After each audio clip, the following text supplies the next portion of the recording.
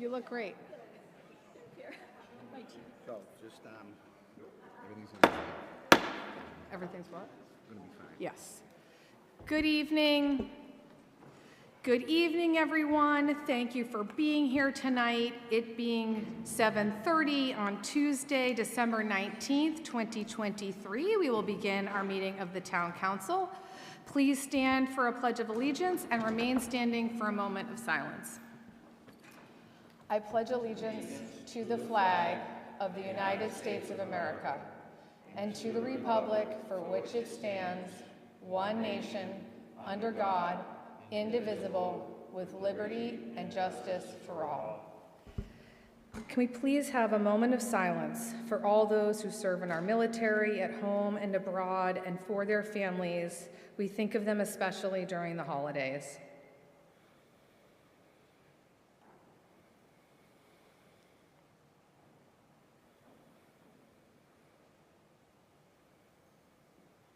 Thank you. Clerk Semino, roll call, please.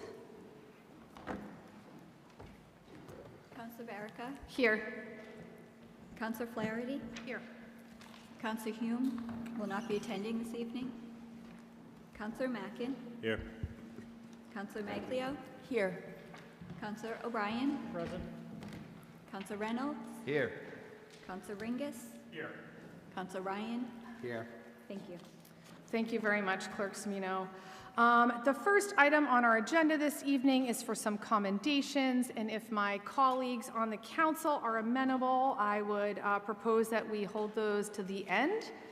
Are there any objections? All right, seeing none, thank you.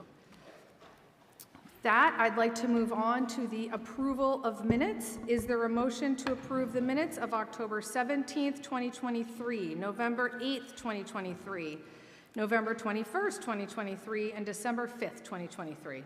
So moved, Madam President. Second. Thank you, Councilors Ryan and Ringus. All in favor? Aye. Any opposed? That is unanimous. All right, this evening we do have our public hearing on the MBTA Communities Act.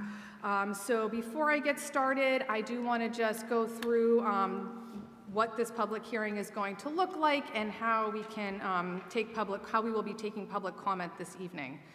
So the Planning Board held its public hearing and took public comment on this matter on Tuesday, November 28th. The Council's Ordinance and Rules Committee met on Monday, December 11th, and I'd like to thank both the Planning Board and the Council's Ordinance and Rules Committee, led by Councilor Ringus, for their diligence on this proposal. All the materials that the Planning Board and the Council received on this issue are in the public record, and they are on the town's website. As a reminder, this proposal is a state law. In this case, the town has a level of flexibility as to how we plan to comply with the law, and it is the proposal for compliance that the council will be voting on this evening. Tonight, we will provide the members of the public another opportunity to voice their opinion, and I'd like to acknowledge that many residents are unable to be with us here tonight and have contacted the council. So while you may not hear from them this evening, their voices have been heard by the council as well, and I'd like to say thank you to all of the residents who have participated. Okay, so there's a few procedural items. I will let you know what we're going to do. First, the council needs to vote to open the public hearing. We will then receive the recommendation of the chair of the Ordinance and Rules Committee. Next, we will hear from the town's planning director and the town solicitor. The council will ask questions of the town staff if they have any. Then we will hear from the public. And after the public speaks, I will give the staff another opportunity to respond or answer any questions. Then we will hear from councilors. And finally, we need to vote to close the public hearing, and then after a motion and a second, the council will vote on the proposal at hand. Okay, so if you are here this evening and would like to speak, please sign in with your name and address. There's a sign-in sheet by the door. You will be called to the podium. There's also, as a matter of housekeeping, if anybody needs water, there's a water bubbler out in the hallway as well. It probably goes without saying, but I think it bears repeating. Civility and respect is expected at all times. It's not easy to come to the podium and speak before an audience. So please, let's offer support to our neighbors who choose to speak tonight. For the expectation at this meeting, there will be no interrupting of speakers, and the counselors are here to listen. So there will be no back and forth dialogue with speakers at the podium. All speakers will be allotted one opportunity to address the council for no more than 5 minutes per the town council rules. Councillor Ryan will be timing along with myself. I will let you know when you have 30 seconds remaining, and then when your time is up, you must return to your seat. And again, thank you all for being here this evening, and for those watching at home. Okay, with that, let me read the motions, and then I will ask for a motion to open the public hearing. Motion 23-06761, Braintree Planning Board, MBTA Communities, Multifamily Overlay Districts, MCMOD. Zoning Text Amendment, Section 135-301.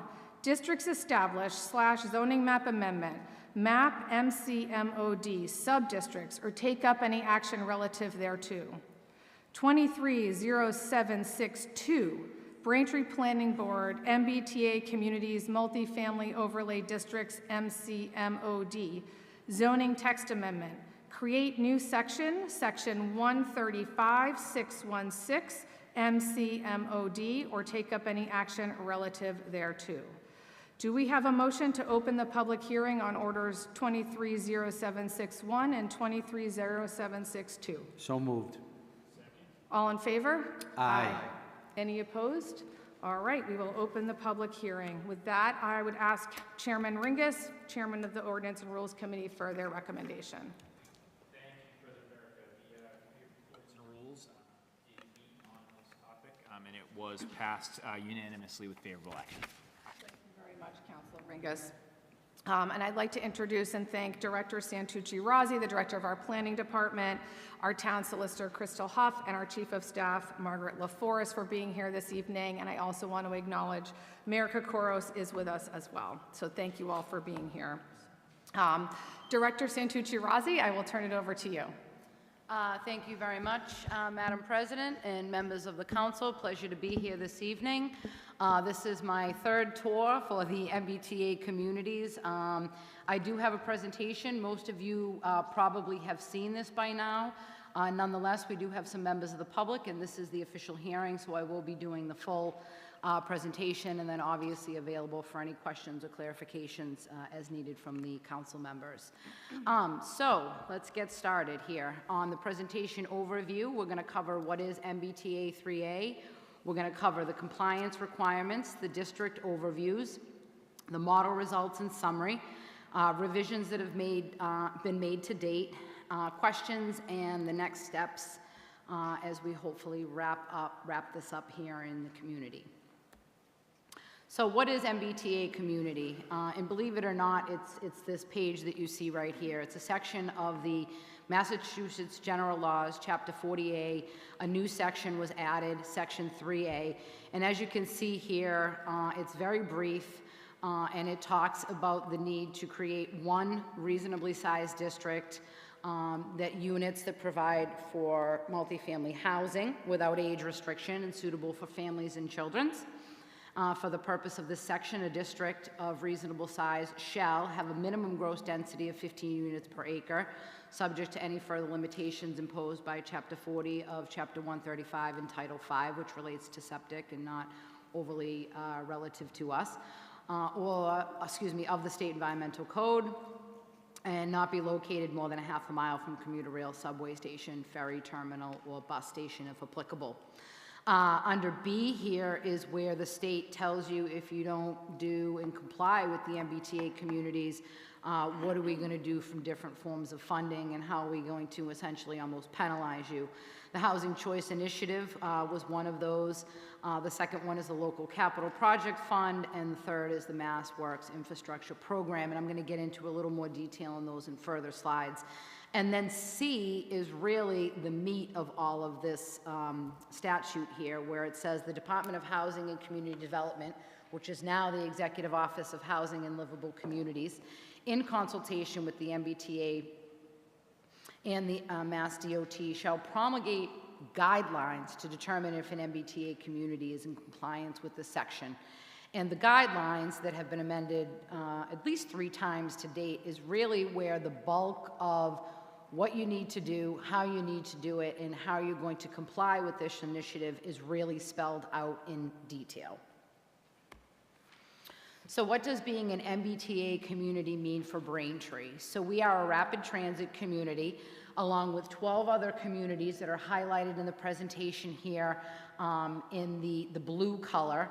And these are all towns that are serviced by rapid transit. We also happen to be serviced by commuter rail, but the rapid transit category trumps the commuter rail category for the purposes of this act. Being a rapid transit community comes along with a requirement of providing 25% of your year-round dwelling units having zoning demonstrating that you could construct that many units. And that number of units is 3,769 multifamily dwelling units. We are in compliance now. We have interim compliance based on our action plan that was submitted on January 31st of 2023. And the next measurement for compliance for the rapid transit communities is submitting your ordinance along with some other materials that I'll touch on later in the presentation to the Executive Office of Housing and Livable Communities by December 31st, 2023. This slide is going to talk a little bit more about the grant programs.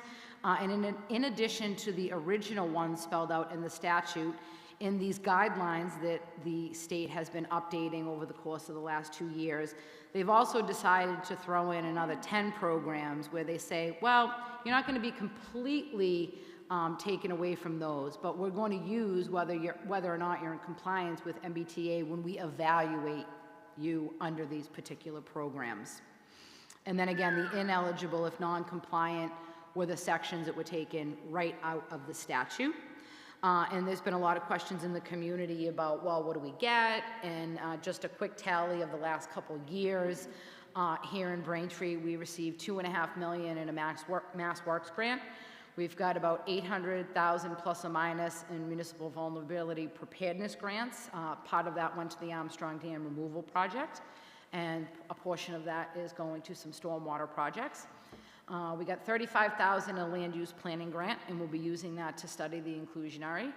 And then the Housing Authority, out of the local capital projects funds, gets about $225,000 annually that they use as part of their operating budget.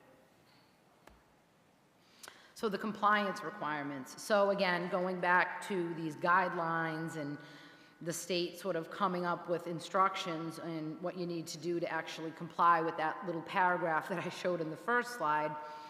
We are a rapid transit community. Our year-round dwelling units, 15,077. The minimum multi-unit capacity, again, is that 25% of the 15,077 number, which is the 3,769 units. Minimum land area for districts, we need to have at least one district that's 50 acres. And the percentage of district located in the station area, meaning how much of our MBTA overlays needs to be within the half mile, and for Braintree, that's 50%. And how many of the units need to be in a half mile, again, 15%. And then the minimum gross density for districts is the 15 dwelling units per acre. So what do we do here in Braintree? We came up with 4 sub-districts, and I'm going to get into these in a little more detail, but we have MBTA 1 Red Line North, which is essentially north of the Red Line station on Ivory Street. We have MBTA 2 Red Line South, which is essentially south of the station, running down a linear district running down to Armstrong Cork. And then we have District 3, which we're calling the Red Line Village, and this is a very small district, sort of anchoring South Braintree Square.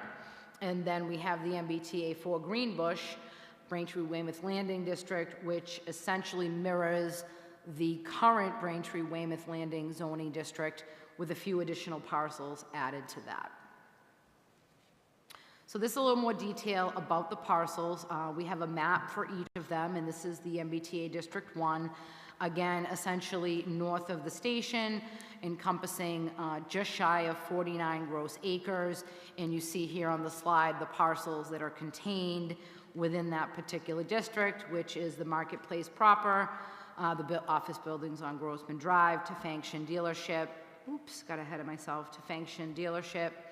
The Atrius Health Facility, Daddy's Dairy, and then the Motel 6 property. The second district is the MBTA 2 Red Line South, and this is our largest district at just over 127 acres. And you can see that area highlighted in pink on the map, which again picks up just south of the station, also including the transfer station, the Covanta location. Unfortunately, we could not include the landfill at this time, even pursuing that through discussions at direction of our mayor. It is a very large piece that is probably has some advantages of being developed given its proximity to the highway.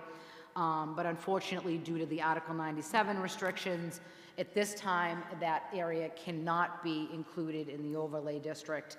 There's been some questions about that in the community, but nothing's preventing us from amending the district in the future if we do remove those restrictions, and we would like to pursue adding that. The important thing for the MBTA communities is it's ready to go. So the zoning is in place, and developer A, B, C, D, G, F can come in and execute a site plan approval under these proposed overlay districts.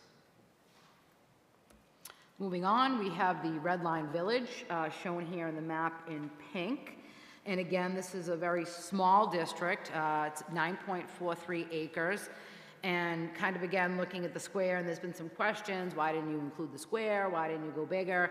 So we've got something going on there, special in South Braintree Square with the storefronts and sort of the scale of that, and thinking, obviously there's been a desire, even through the village overlay, which has been successful, creating some housing in the square, but where can we implement some housing and still sort of keep the vibe of South Braintree Square in that scale?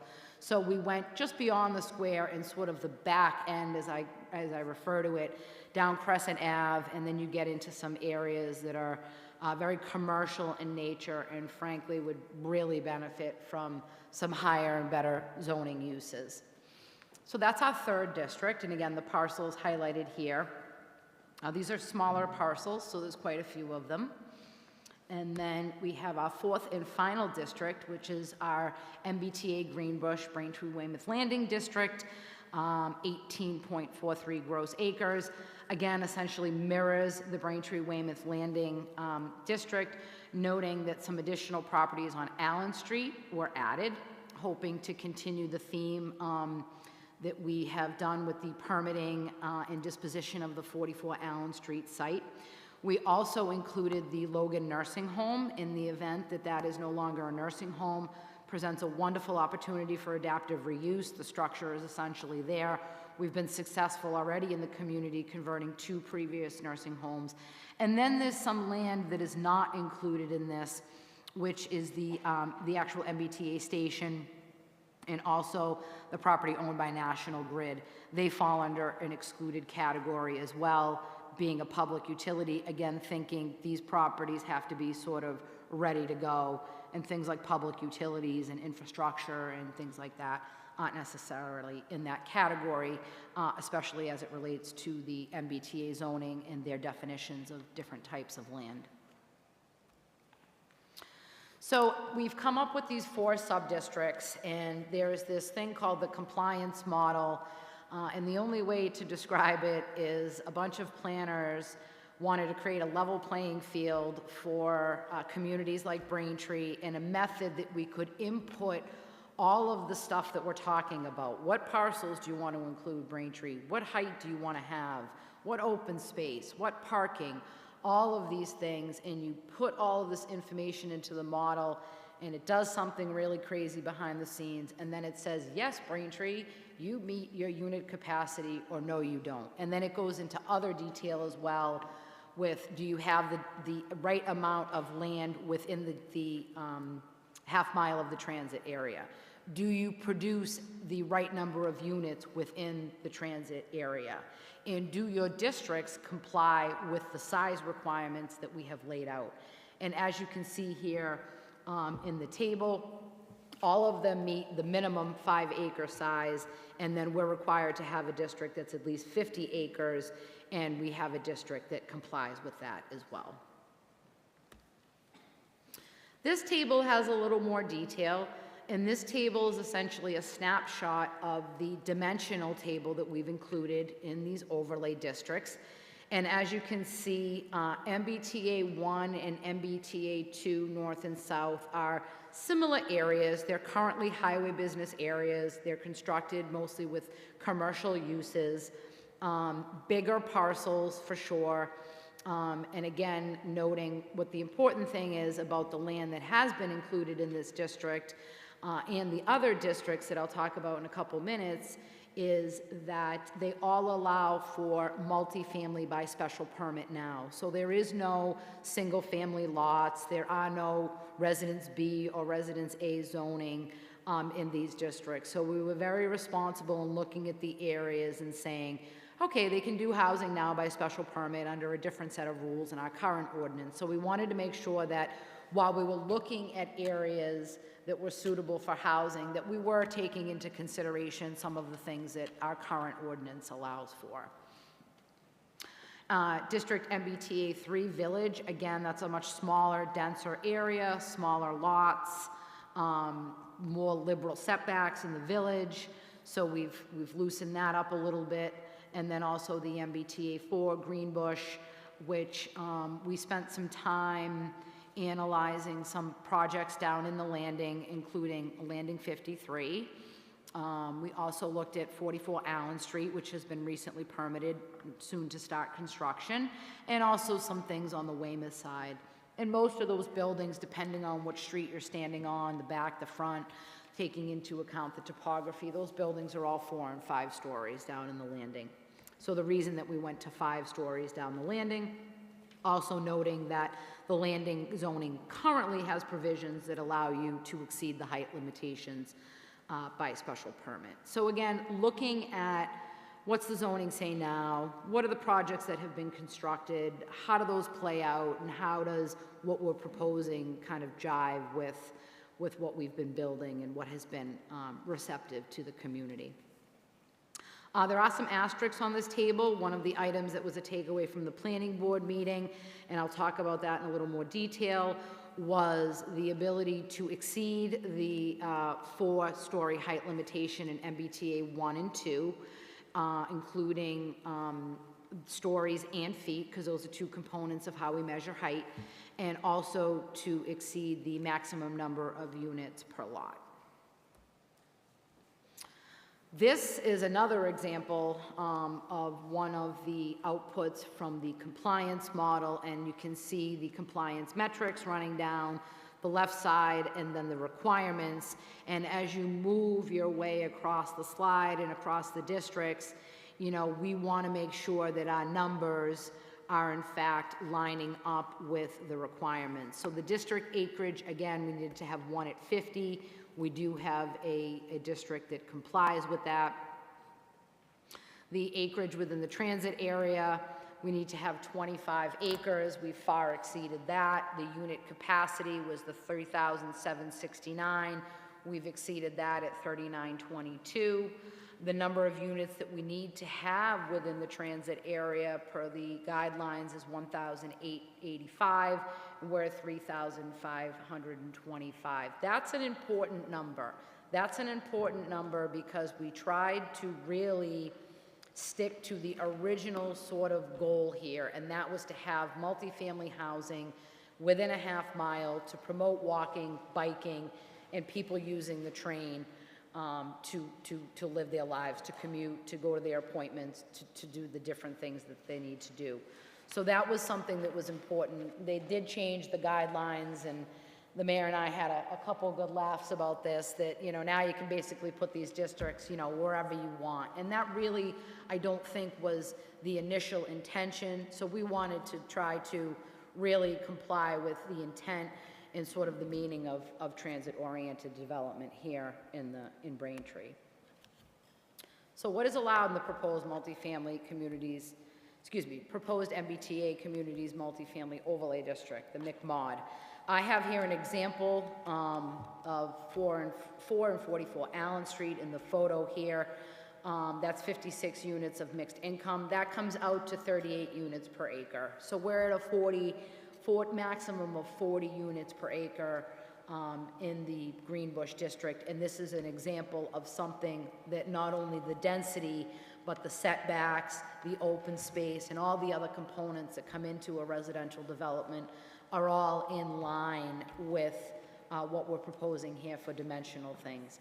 I apologize that the table is so small. It is in the handout. It is available online as well, and in the text of the actual zoning.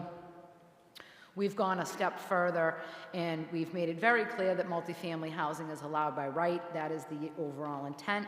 But we've also promoted and included some mixed use uses as well that we feel will complement the residential uses. And people that are pursuing multifamily and want to do something else can pursue that as a mixed-use development. It needs to be clear that regardless of the uses that are coupled with the multifamily is by right all day, every day, and there are no, unless you're going for some exception by special permit for bulk and density, that will remain by right, and that is how it is drafted in the ordinance. I have some examples here of some projects, and I've been calling out Mr. Frazier quite a few times, but he deserves to be called out because he has really set the example here at 2 French Ave and 84 Pearl Street. This is 15 units, two of them which are affordable, and this is 35 units per acre. So we are at 35 units per acre in this village district, so this is an example of something that could in fact be constructed. And I've made some distinctions in these presentations between density isn't always bad. It's really, I think here in Braintree, it's the concern about just large projects. If you drove by this, I don't think anyone could say that this is too dense. It's just the design, the parking is screened. It's just really something that we want to try to continue to carry off from here in the community. These are some other examples. Did a lot of Google searches, but just wanted to show people that it's not a one-size-fits-all. This is an example from Melrose, Mass. that was actually permitted in close proximity to one of their transit stops. This was actually a 5,000 square foot lot and very dense. But again, just showing that, you can anchor a corner. We have the first floor retail that's really sort of sets out, and then we go up 3 stories with residential above. The example on the right was actually from Rhode Island. Here we got a little bit more going on. You can see we have some additional height in this particular case. Looks like there's something going on in the roof that looks pretty fun. A little more attention to the storefront in this particular location, and there might even be some structured parking in this building as well. That's 39 units per acre. These, again, just some other examples. This one is from Waltham. I thought this one was a nice example of really calling out the first floor retail and separating that. The mansard roof seems to be a style that's gaining a little momentum here on the South Shore.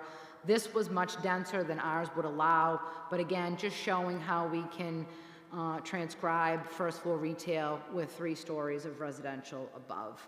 And then on the right is actually a project from Bill Ricca from their main drag there, and these are 10 condominium units, and they're marketing the retail space now with 1 floor of retail and 2 stories above, and that's also a much smaller, sort of more low-key project. So I think there's a variety of different things given the variety of locations that we have proposed here in Braintree.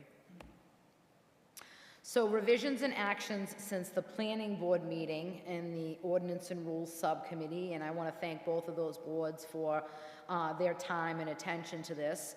So we've incorporated the technical assistance comments. We were very fortunate to be paired up through Mass Housing Partnership with RKG and Ines Design, and they have been very invaluable to us, especially on the GIS side, and really kind of got Connor and I up and running here. This is something that's very new to planners. We don't have counterparts in other communities to say, what did you do, and what did they say, and how did they react? This is very new to everybody. We also updated the affordability requirements per discussion with the Executive Office of Housing and Livable Communities. We have mirrored the language in their model bylaw. Cleaned up and proofed several times up into even today with a memo that I presented with just some minor edits. So just constantly checking this and double checking to the point that I probably can't even find errors anymore because I've looked at it so much. And then rerun the compliance model. We've done that a couple times. And then we've also put together the special permit language for the exceptions to building height, number of stories, and maximum number of units per lot. So this is the special permit section. Is everybody somewhat familiar with this section, or would you like me to cover this in more detail? I'm going to get to that in 1 second. I think you can continue and Okay. cover it. Yes, please. Okay, so this section is an exception by special permit, and again, it's for building height, number of stories in feet, and also the maximum number of units per lot. This exception is only provided for in the MBTA 1 Red Line North and MBTA 2 Red Line. You're capped from requesting any more than 2 stories, so you could request 5 or 6, and you cannot ask for more than 25 feet in additional height. So we're carrying 12.5-foot stories, hoping in a mixed-use setting we get a little bit more pronunciation on the first floor with the storefront area, and then the residential, and then we just blend into the sky at some point. So we have sort of a baseline criteria and special permit criteria when issuing a special permit for any exception noted above in this section. The special permit granting authority shall evaluate how the proposed building mass, design, and form is compatible with and enhances the area in relationship to the existing built environment, context, mass, and surrounding land uses. All multifamily dwelling housing or mixed-use development shall clearly demonstrate that any exceptions requested are in harmony with and satisfy this criteria in order to be further evaluated under the criteria below. So that's the first measure. If you don't make it past that, you're not getting into really the meat of this criteria, which essentially is orientated around public improvements, public benefit, and really getting, I would say, a superior level of development given the request to exceed our zoning requirements. Originally drafted, I had 5 criteria in here. There has been a memo presented to the council. I apologize for this last minute thing here. So what we are proposing is under B, where there is a word, and I'll read that one out loud. Public amenities, newly created public space, pocket parks, walking paths, playgrounds, conservation restrictions, or municipal parks. Said public amenities shall be accessible and usable by the general public without undue restriction and shall be subject to and including all required restrictions, easements, and agreements determined to be required by the planning board special permit granting authority. It previously said, comma, including. We would like to remove the word including and write may include. So that was wordsmithing by Margaret LaForest. I want to thank her for that. When I put including, it was never a hard and fast. It could be included. May include is just a little bit clearer. Again, we want the criteria to be as clear as possible. And under number D, I was looking for community room and community space for exclusive use by the town, and we're proposing to remove the word exclusive. It's always great to have other meeting rooms and things to access and use as a community. Again, the word exclusive was just a little hard and fast and eliminated really any other meaningful use of that area by the property owner or residents there. And we're also, in this particular case, proposing an F, which is an additional form of public benefit, and this is commitment to publicly benefiting beautification, public art, and/or wayfinding projects in or adjacent to the district. So just another thing that we feel as though will benefit the community, and again, looking to these, this criteria as criteria that is all sort of access, anybody can access this. It's accessible to everybody and all members of the community. So those were a few items. I did see some of the councilors are holding that if the council moves forward this evening, which I very much hope that they do, it would be these amendments to the special permit section that are very, very minor in nature, that would be coupled with the housekeeping items in my memo of today, so that I can get a nice, clean, tight copy to Ms. Semino for certification. And I've added a couple slides. These were presented at the O&R meeting. These are some examples of what projects could potentially look like with these exceptions. On the left side, we have 25 River Street in Winchester, Massachusetts, and that is a 5-story building. That's 147 units on 5.67 acres. It's about 26 units per acre. And then on the right side of the screen, we have, I believe this was permitted. I don't know if it's under construction yet. Crystal might know. 319 Lincoln Street in Hingham. And I just really felt like that storefront elevation with the residential above was just a really nice, another nice example of what could be built under this zoning. Is this going to be proposed exactly? Of course not, but just trying to give people visuals of, well, what does that look like, and what are some options that we potentially could see in the future here in the community. So the next steps in the zoning and MBTA 3A compliance process, questions and answers this evening. Number 2, hopefully receive a vote from the town council, noting again this is a simple majority based on the recent housing choice initiative laid out by Governor Baker, not that recent anymore. Prepare the compliance materials, and I've already got this under works here. There's some forms that need to be filled out, and Mr. Casey, I'm not sure if he is here this evening, but he is putting together our very long version of our most recent ordinances. That's going to be taking a little bit of time, but he's working on that now, and I want to thank him for that. And then wrap this thing all up and get it submitted a few days in advance. My goal is to get it submitted hopefully by next Wednesday over to the Executive Office of Housing and Livable Communities. And before I wrap up and available for any questions, I do want to take 1 minute for special thanks, as this effort would not be possible without the support, assistance, and guidance from, first and foremost, Mayor Kokoris. We've had a lot of long talks about this and hash things out and explain this to me, and what do you mean here, and just really a great experience working with him. Crystal Huff, obviously, and Margaret LaForest, Chief of Staff, my entire staff in the Planning Department, the Planning Board. I also want to thank Jan Barris and Linda Rice. They were instrumental in getting over 1,000 envelopes stuffed on behalf of my department. Sue Semino, Council President Barrica, the Town Clerk, Jim Casey, and his staff also helping with things along the way.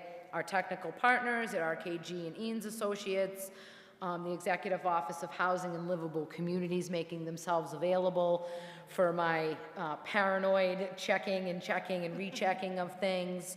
And of course, BCAM, more meetings and more coverage. So shout out to Wes, Bill, and Jerry. They always have my back. So I just wanted to include that. I know that was a little bit cheesy, but I felt it was important. This is not a sole effort. I am sort of carrying the torch, but there's a lot of people behind me with lighter fluid. So obviously available for any questions or comments, or I can go back and cover anything that anyone would like me to do. Thank you very much, Madam President. Thank you so much, Director Santucci-Razzi, and I want to acknowledge the work that you and your team have done over the last year on this. It has been an enormous effort, extremely complicated and complex, and I think you have done an absolutely remarkable job. So thank you on behalf of the council and the residents for all of your work and many, many, many late nights. With that, I would like to open it up to my colleagues on the council for questions for Solicitor Huff or the Planning Director at this time. Any questions from the councilors? Councilor Reynolds. Thank you, Madam President. I'm not quite sure if this is the appropriate time for me to ask about a letter we had received from the acting planning board chair.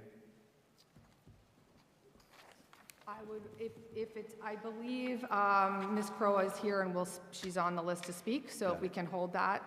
Terrific. If you're amenable to that. Thank you. Thank you, But in Councilor. terms of, as far as the presentation goes, the explanation, I think it was clear. I don't think there's anything that is confusing on the matter. So I guess that is it. I'll wait my turn for that other opportunity. Thank you. Any other questions from the council? Councilor Ringus. Through the president to Solicitor Huff, I just wanted to touch base. We did have a letter that was written to the council president. We received I'll call it a communication from attorneys for the FX Messina Enterprises who threw out random case law to try to influence our decision on certain areas of town, and you responded quite adequately. Could you just slightly touch on the contents of the letter and what you're responding to? Yeah, absolutely. If I may, Madam President.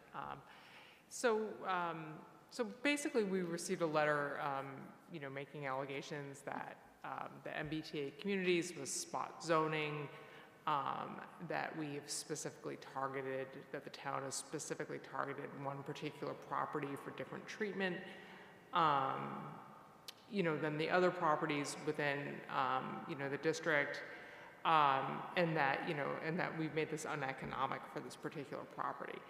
As I set forth in the memo, the fairly short memo that I provided, short and sweet, to the point.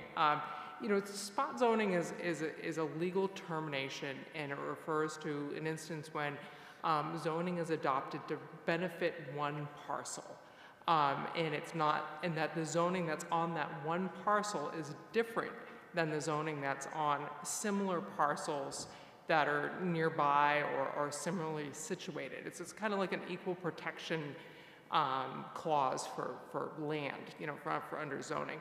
And it's simply stated, that's not applicable here in this given situation. The four MBTA, MCMOD districts that have been drafted all apply equally to all the parcels within them. This particular district covers slightly over 127 acres, has at least 19 parcels, lots inside of it, and they're all treated exactly the same. There's no plausible ground to claim spot zoning in this particular instance. We treated all the parcels fairly and looked at everything as a whole as part of a cohesive zoning action to implement the state law in the town. I also outlined too that the letter that we received doesn't consider the special permit provisions that have been included in here, which give some relief to the height requirements as well as the unit limits per parcel or per lot. And also too, there are other avenues that property owners can look at to be creative in land use, and it's not my place to give legal advice to any property owner. That's not what I'm here to do, but just state that I really think that the allegations that have been levied through that letter are off base. Thank you. Thank you, Solicitor. Thanks.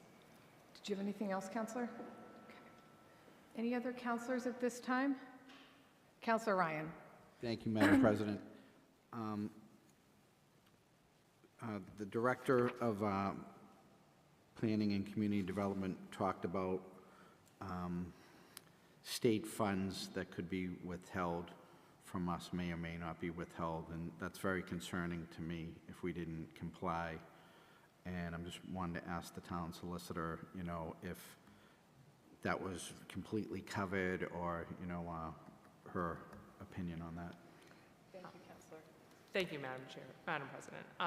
Yeah, so we set forth a list. This is the list that we've been provided from the state of the impacted funding sources. However, Attorney General Andrea Campbell has put municipalities on notice that if they don't comply, that they are going to potentially be subject to civil litigation from the Attorney General's office. And so that's something that, we certainly don't wouldn't want to run into, and there has been one community that I'm aware of that has gone out and said that they weren't going to comply with this, and they've been embroiled in some private litigation, not litigation from the Attorney General's office, but from a private plaintiff over this, so. Okay. And then, it's December 19th, we're taking the vote on this. I'm just wondering on the opinion of how important is it for us to vote on this tonight, and want to get an answer on that. Thank you, if I may. So we have a deadline of December 31st on this to submit a passed ordinance to what used to be DHCD, which is now the Executive Office of Housing and Livable Communities. And once they will start their period of review at that time. So long as we submit by the given date, we will be in compliance, even though that they haven't approved our ordinance yet. So long as they're completing their review, we're fine. So. Thank you. So, as I watch the presentation, some of the areas that we've talked about, Ivory Street and Allen Street, and some of the parts of Braintree, and some of the properties you put up there, I'm like, that would really be a big, big improvement for some of these parts of town. It'd be wonderful. The rendering you showed of Allen Street and, and the docks, that picture, that would be beautiful for Allen Street, and I think it would be wonderful. But there's parts of the areas that, a larger building would really not fit in well at all. And so my concern is, how do we,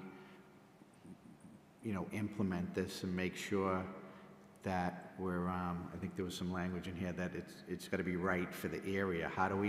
What's our protection if we pass this tonight, the town of Braintree, for making sure the right type of a development happens in the right part of town? So I was wondering if you folks could speak a little on that. Yeah, if I may, and I welcome my colleagues to jump in here. So, as I had mentioned earlier this evening, again, we're looking at areas that currently allow for residential use now. When we think about Ivory Street and sort of that corridor and Marketplace, that's probably the areas that people are thinking, wow, we could really use something there. Then we shift over to behind the square, and we look at those areas and we say, well, those areas are a little more dense, a little more compact. And we've looked at those areas and looked at the current zoning that's there and the projects that have been built in that area, Mr. Frazier's project being one of them, and mirrored those same setbacks, those same heights. The only thing that has really changed in that is really the density. And what we've done is we've set the density at the level of some projects that have been built in that area that were well received. So kind of went back and said, okay, what did we do good? What did we not do good? And what do we want to see carry forward as these overlays get implemented? Can move down into the landing too, and I don't want to call anybody out, but there is a very large, dense residential development there that I think people would want another stab at if they could. And that particular development is pushing 80 units an acre. So we went and looked at the ones that are more reasonable and are more well-received and mirrored the ordinances after those particular developments. So we really tried to look at examples of things that work for us, because there's things in the ordinance now, in our current ordinance, that don't work, and there's things that we've been giving relief from. So really, what have we actually built here that people like, and how can we put that into words and put that into zoning? We do have a site plan review process that's very detailed. It is our current site plan review process, with a few little caveats added into the ordinance to be acceptable to the state, one of those being a simple majority vote. Braintree has a supermajority vote on site plan review, which is a little bit not in keeping with standard practice. So we will be looking at all of the site plan elements that we look at currently, which is buildings, parking, landscaping, height, open areas, drainage, traffic, infrastructure, utilities. None of that is out the door. That's all on the table. We actually got some nice feedback from our technical assistance partners that you've got a pretty good site plan review process in place now. Like, if it's not broke, don't fix it. And just because something is by right doesn't mean that all local opinion and oversight is out the door. That is not the case at all. And our goal is to look at these projects, even in the site plan review context, with the same level of detail as we do now on similar projects. So again, I think the main takeaway, Councilor Ryan, to your question is we've tried to promote language that continues with some of the projects that have been well received in the community. Yeah. Chief of Staff of Forest, did you want to add? Yeah, thank you. And if I may, more so maybe for the at-home viewer not as familiar with the special permit, the site plan review process, and as you talk about what's by right, a by right use, Chick-fil-A was a by right use. We're all familiar with how long of the process that was made. So as we're talking about what is allowed by right, it's still going to go through the same site plan review process, such as a Chick-fil-A. Thank you for that clarification. Anything else? Okay for now, thank you. Thank you. If none of the counselors have questions at this time, I would be happy to move on to the public. Counselor Reynolds, if you're amenable, I'd like to get through all the public comment, and then we'll take questions directed at the planning staff thereafter to answer any questions. All right, so again, each resident is allowed to speak once for 5 minutes. I will give you a 30-second warning, and after your 5 minutes are up, you'll hear a tap on the gavel. If you haven't signed up and you change your mind and you decide you would like to speak, you will have an opportunity to do so. If you haven't yet spoken, I will call at the end if there's anybody else, so don't feel like if you were on the fence, you still have an opportunity. All right, so with that, I would welcome Mr. Richard DiPaolo from Union Street to the podium. Thank you for being here this evening. Thank you, Madam Chairman and stuff. I rise tonight in 100% opposition to this measure. I believe that the town of Braintree should be zoning itself, and Maura Healey, the governor, and the Attorney General, Andrea Campbell, should not be doing it. It's not within their realm. It's not within their responsibilities. It's an intrusion on our rights. It's intrusion on the citizens' rights, the town's rights, and the property owner rights, which may be different than a citizen or living in the town, as far as who owns commercial property. It doesn't want it next to them. With that said, as far as Mr. Ryan asked the question about the memo that the Attorney General put out, and then the town attorney answered that there was a holdout in one town. Somebody got my notes over there. That's the town of Holden. They won their case 10 days ago down flat. They won it. They will zone themselves, they said, and they will not allow Maura Healy or Andrea Campbell to zone them. The memo that Andrea Campbell put out is old. It went out to 178 towns. And they also took it and they posted it up on the website for the department that the state is using to oversee the implementation of these things. So it's plastered up there. So I went online, I went up to YouTube, and I spent hours torturing myself. I mean, I was tortured because this person's 180 degrees different than my political views on everything from anything. Andrea Campbell, she is an extreme leftist, activist, radical, and when you see her videos online, you can see that. I mean, she was not very nice to Mayor Janey. Mayor Janey took office after Mayor Menino left, and they were having fights and stuff, and that's all. You can see that. You can see the SUV with Mayor Janey slamming the door shut. She's so sick of Andrea Campbell. Then Andrea Campbell's up there stating that she's going to take the police reform bill and use that on towns like Braintree for things other than relative to police. She's going to use that to pressure point and crowbar towns to do what she wants on other things. The memo that she put out, she took it. The memo she put out, she spoke about on WGBH PBS TV, News Boston, the Boston Public Radio. They videoed it. It's on YouTube, and you can see it. They videoed the show. She did it in the Boston Public Library down in the lobby. And a man from Holbrook, Mass. Called in on the telephone. And it's right in the. It's an hour show, and you got to watch all this crazy stuff from her wanting to give driver's licenses to illegal aliens to get benefits, and Andrea Campbell, and then over to the police reform bill and stuff back. And by the time you get a halfway, about 30 minutes into this 1 hour show, she's talking about this Railroad Act, and she countermanded her memo in the video, as far as she's going to threaten communities and take their money away.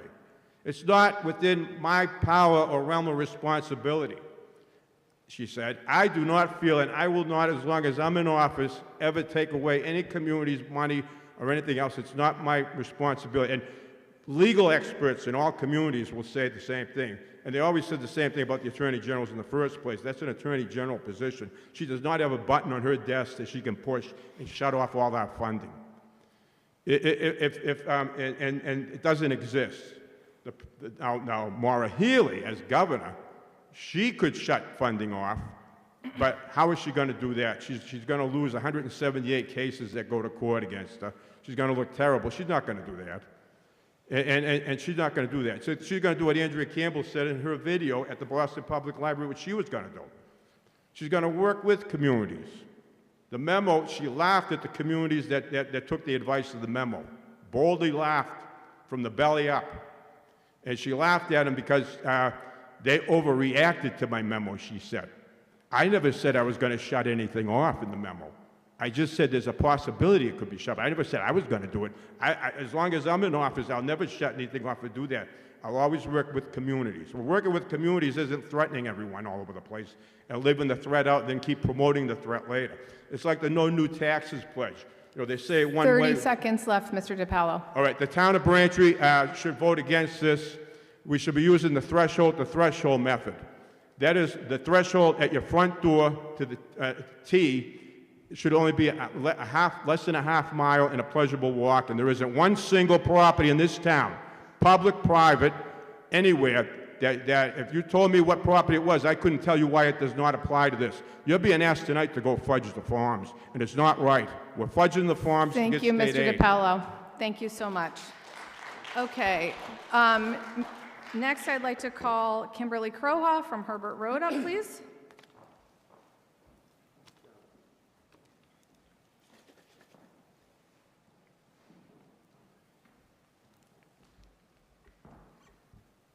Welcome, Ms. Croha, and thank you for being here tonight. Thank you. Good evening, councilors. Thank you for the presentation. So again, Kim Croa, 42 Herbert Road, Braintree. I submitted a letter earlier today, and I apologize for the late notice on it. As the council is aware, it's been an evolving process with the zoning amendment, and I just had a suggested addition to the zoning that I had requested the councilors to consider.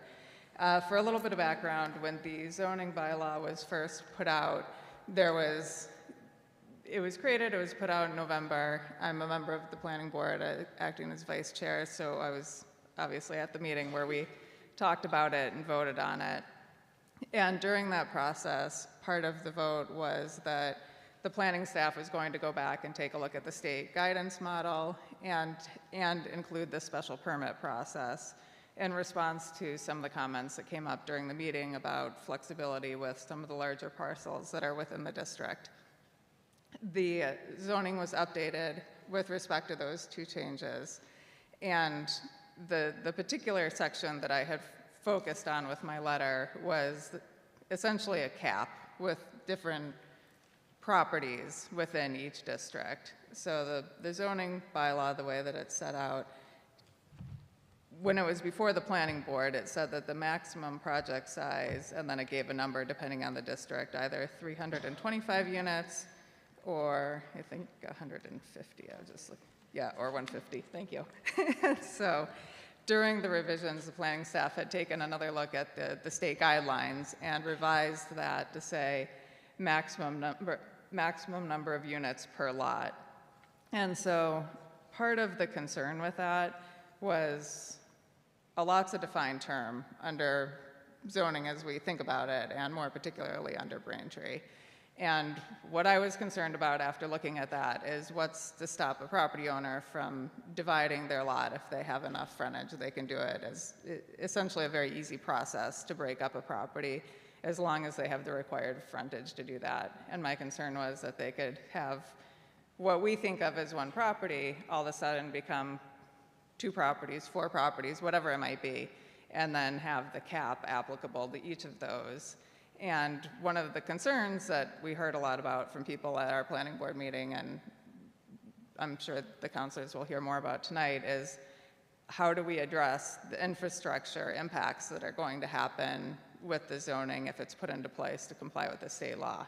And so my concern was trying to come up with a mechanism to give the town a little bit more time to address the infrastructure. So I had proposed some language that I would request the council to consider as adding in as a new number 9 in the dimensional table notes.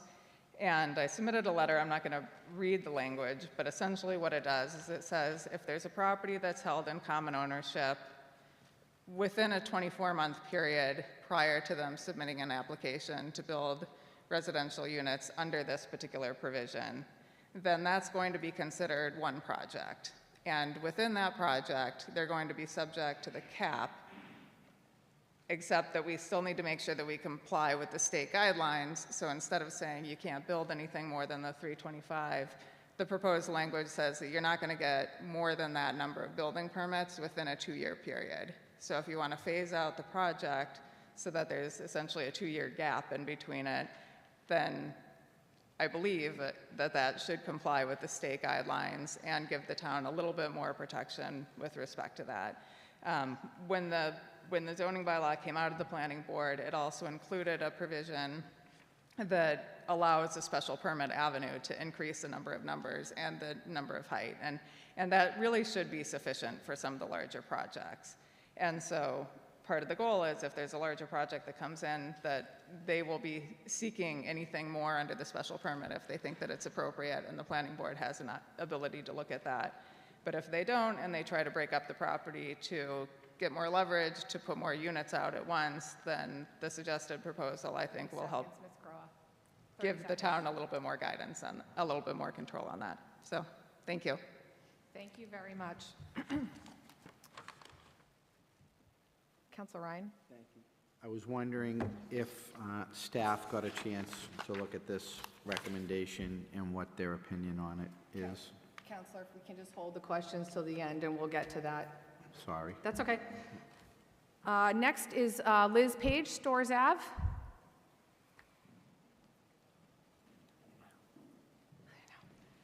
Thank you for being here, Ms. Page. Welcome. Thank you, and thank you for the ability to speak tonight. I stand before you tonight, as I have on other occasions, and I would like to explain some other further concerns that I have regarding implementing the MBTA zoning mandate.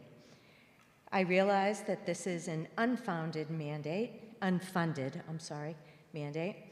that very fact should be raising red flags to the council pertaining the potential negative impacts on the town.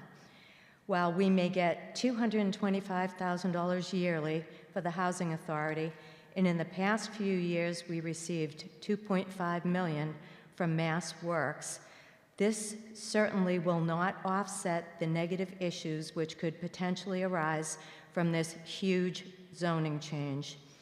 There has been no existing model shown to justify any such project of such a magnanimous scale.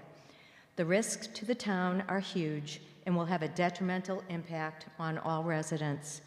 Please tell me, where are the safeguards built into this zoning change if the traffic on the Ivory Street corridor becomes a disaster? At the last meeting of Ordinance and Rules, it was said that hopefully, because it's near the T, people will only have one vehicle.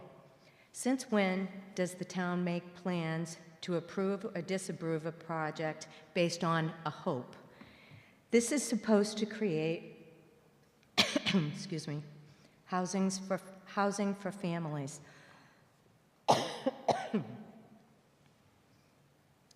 Most families have multiple vehicles, and if they do not, they will certainly be calling an Uber and many delivery services, which will obviously contribute to the traffic.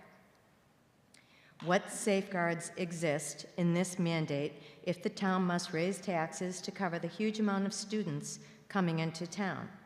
This is family housing, after all, and many students will come. The traffic will be bad and will negatively impact all residents. Even if each unit only had one car, the standard calculation for traffic per housing unit is 6 vehicle trips per day. So if we were to have approximately 4,000 new housing units, we could potentially have 24,000 additional cars on our road every day. Now, maybe these units will not be built all at once, but eventually they will. And with every incremental increase, it will have a negative impact on our town. This will certainly have a huge impact on the residential neighborhoods. It has been said that neighborhoods in Res A and Res B will not be affected, but eventually they will. And every incremental increase will have a negative impact on our town. To say this won't affect all neighborhoods is absurd. We all know that is not practical. The traffic will logjam on the main roads, then like water, will find the easiest path and flow into our residential neighborhoods. The neighborhoods that are supposed to be protected from cut-through traffic. It is safe to say that most members of the town council have voiced concerns about traffic during their elections. This should be a major concern to our town councilors.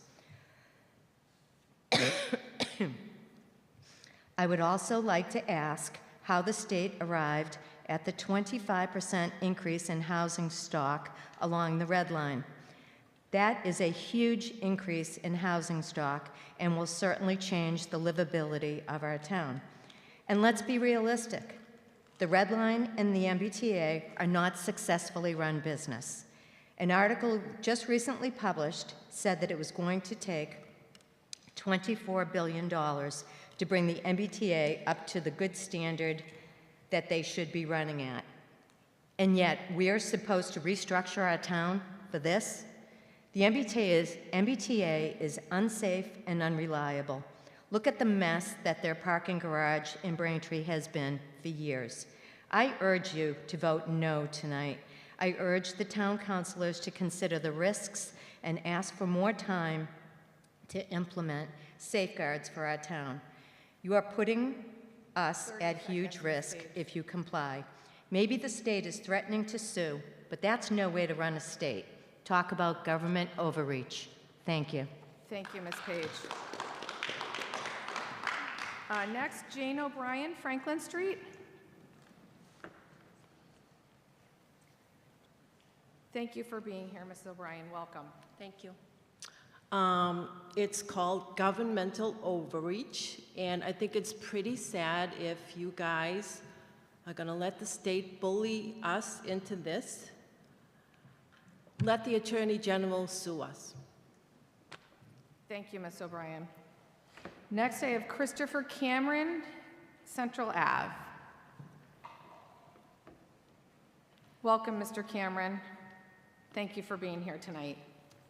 Thanks for having me and letting me speak. I would like to speak on behalf of the MBTA program and this new rezoning program. Massachusetts is in a housing crisis right now. We need more housing. We need to make housing more affordable. The only way we're going to do that is we're going to have to build more housing. I think that this plan and the MBTA Communities Act in general is a good first step in allowing more housing to be built in Massachusetts. I'm a young professional who wants to buy a home eventually. Me and my partner want to buy a house. And living in Massachusetts right now, it is not realistic for us to buy a home.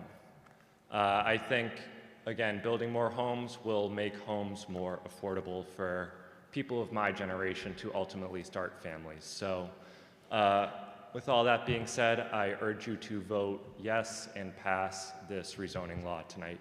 Thank you. Thank you very much, Mr. Cameron.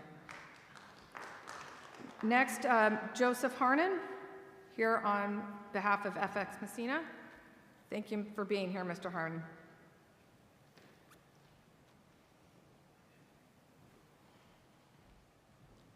Thank you very much. I had a whole bunch of notes before I started, and I kind of just put them all away. FX Messina, when we first heard about this legislation, talked with the mayor, we were very, very excited to get involved with this, to be part of this project. The opportunity to add value to properties like Carter Rice and the Armstrong Cork plant immediately came to our minds. They are, what I have heard, are called blighted properties in the community.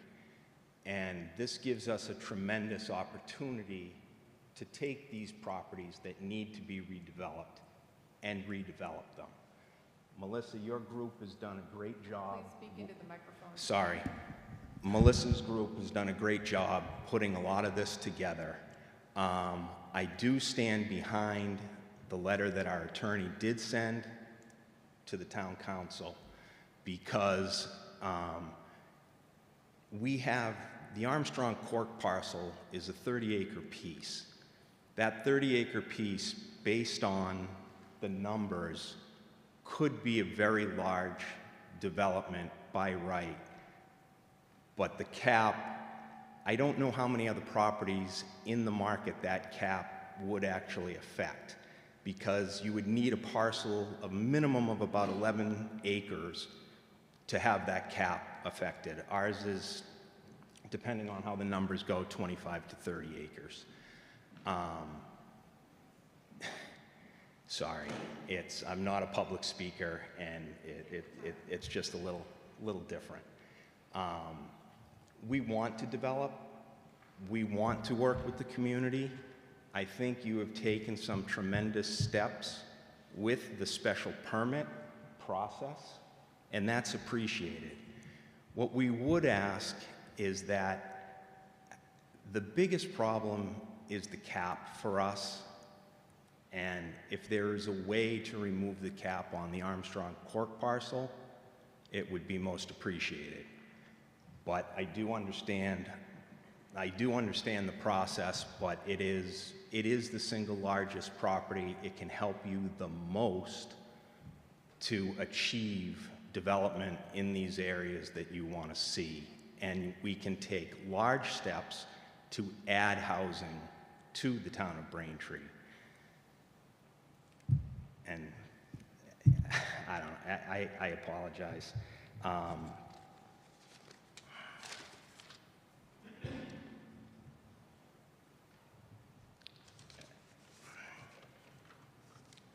Armstrong Court, just another small thing.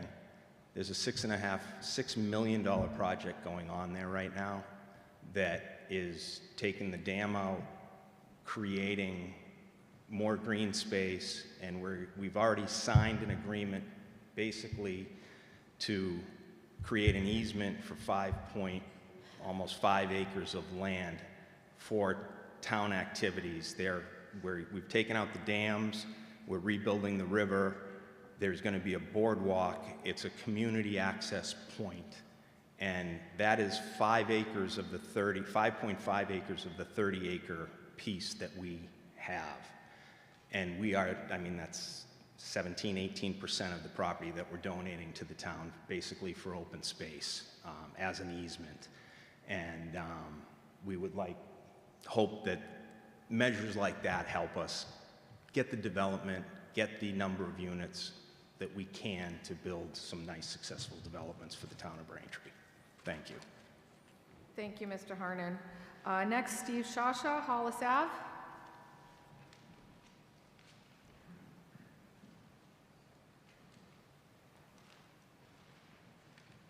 Welcome, Mr. Shasha. Thank you for joining us tonight. Set my timer.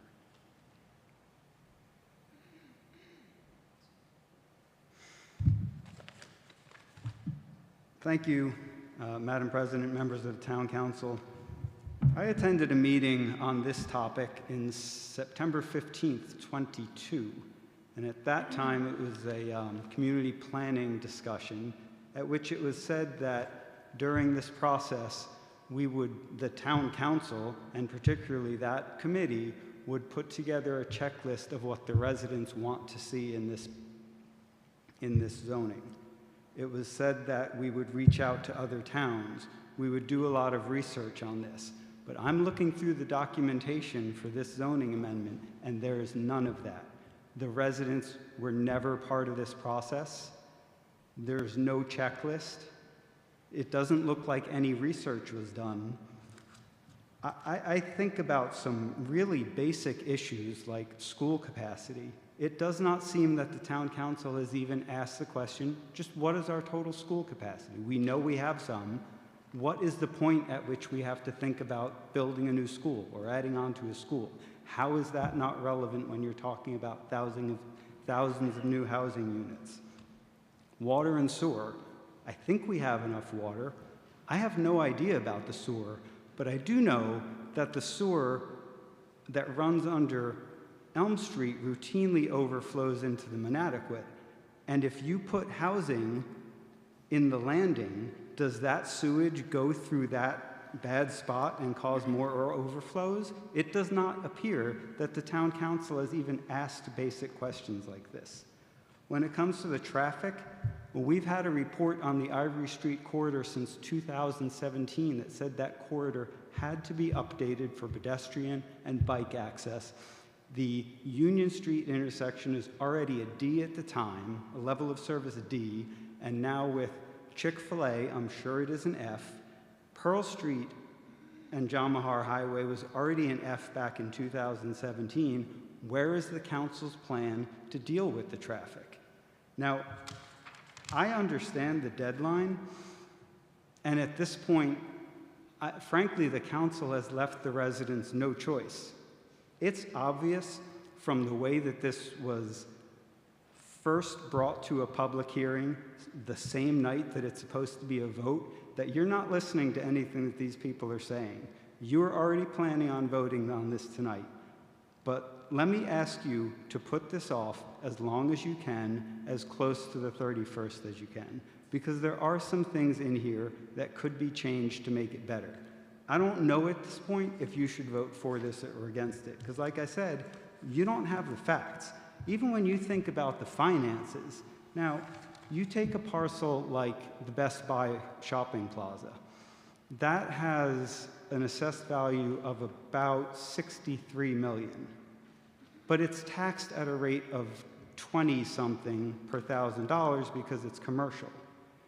You take that same thing and put 325 units there, even if you assume the highest valuation of any property ever developed in Braintree, you're talking about a total value of 75 million, which sounds great because you've increased the total value by 9 million, but it's taxed at less than half the rate. Your taxes drop on that one parcel by over $600,000 a year. Now, this is easy to calculate. For all the parcels in question, how is it that the budget oversight arm of the government has not even asked the basic question, what are the financial impacts of this legislation? Again, I don't know if you should pass this or not at this point. You have legal threats, but what I do know is this. This council has not done its homework. And if you are going to pass this, at the very least, what you owe the residents is to pass the bare minimum that the state is requesting. And the bare minimum is something closer to the legislation that was first put forward by the planning board. It does not include giving the planning board 30 seconds, unlimited Mr. Sasha. authority to add density, to add height and units to the already 4,000 that are being discussed. That should be a non-starter. And when you talk about mixed-use requirements, those can be done as part of MBTA housing. I hope that this council will take 1 week to seriously consider changes that can be made to make this better. Thank you. Thank you, Mr. Sasha. Okay. That is the end of the list of folks I had who signed up, but I do want to give an opportunity if there are any residents who do wish to speak before I turn it back to the council. Now is your opportunity, and we would be happy to hear from you. One time only, Mr. DePello. Anyone else? All right, seeing none, I will turn now to Councilor Reynolds, since you had teed up a question earlier, and we'll go from there. Thank you, Councilor. Thank you very much, Madam President. So the question pertained to the MBTA zoning Town Council Order 23-076, 1 and 2. And this was presented this evening, dated December 19th, from Kimberly Crowe. And she did have an opportunity to get up and speak a bit to this topic in the citizen comment portion of tonight's meeting. I had a bit of a concern about the lots language that had been changed from project size to lot. I'm glad that there has been a proposal to address what I had seen as well as an opportunity for larger landowners to get around the cap, that has been set for density. I believe that this proposal addresses my concerns on that matter. I would like to hear from the planning director and or anybody else, if it would be the solicitor, if they would have any concerns about this proposal. So I'd like to ask, start with Director Santucci Rossi. If I may, Madam President, I'd like to please default to our solicitor here to kick off the question from Councilor Reynolds, please. Thank you. Thank you. Okay. Thank you very much, Madam President. Councilor Reynolds, I think one of the concerns that proposal is, I think, can you hear me okay? I think you just speak more direct. Thank you. Okay. There you go. I can do a little more. I can also speak very loudly too, but I won't do that to you guys. Okay. Don't want it to reverb either. So just to take a step back to look at the sort of the guidance that was given to us by what is now EOHLC. And they've interpreted they've interpreted things very strictly, and one of the big concerns that they have is to make sure that the units are truly as of right for the multifamily developments. My overarching concern with this proposal, and I understand the impetus behind that, but from a legal perspective, my overarching concern is that if we had a landowner who utilized one of the other chapters of the general laws to do something that's perfectly legal to their property under other principles of land use law, and then the town comes in and says, but wait, we think that you're segmenting your development to evade the cap, and we're not going to let you do the number of units you would otherwise be allowed to do under law using this otherwise legal process that you have. I'm concerned that the state is going to construe that as not as of right. And that's the concern that I have at this time. I think I get I completely understand the reasoning behind this proposal, and I think it's well drafted and well thought out, but that's sort of my big picture legal concern about this specific proposal. Great. May I follow up, Madam President? Yeah. So, I guess let me go back then to what was the thinking. This language was not part of the Ordinance and Rules Committee. Is that correct? It was presented to the Ordinance and Rules Committee? That is a project size reference being substituted by a lot? If I may, Sure. through the President to Councilor Reynolds, it was part of the ordinance and rules, and the reason why I changed it was as I began to go through the compliance model again and double check and triple check these things, the language in the model is maximum number of units per lot, and I wanted our criteria to match exactly what the state has in the model. So there was no question of us trying to create a new category or questions around what do you mean by project. So I was checking all of the terms and language in our drafts to make sure that it was consistent with what was laid out by Executive Office of Housing and Livable Communities. So that was the only reason that I changed it. It didn't have anything to do with liking a word better or having a different meaning. It was simply for consistency. So if I may, the follow-up to that, what was the contention here in the wording, due to the change in wording, that lots, what would prevent a large property owner from subdividing into multiple lots and then therefore being able to multiply the number of units on that original size of property they own?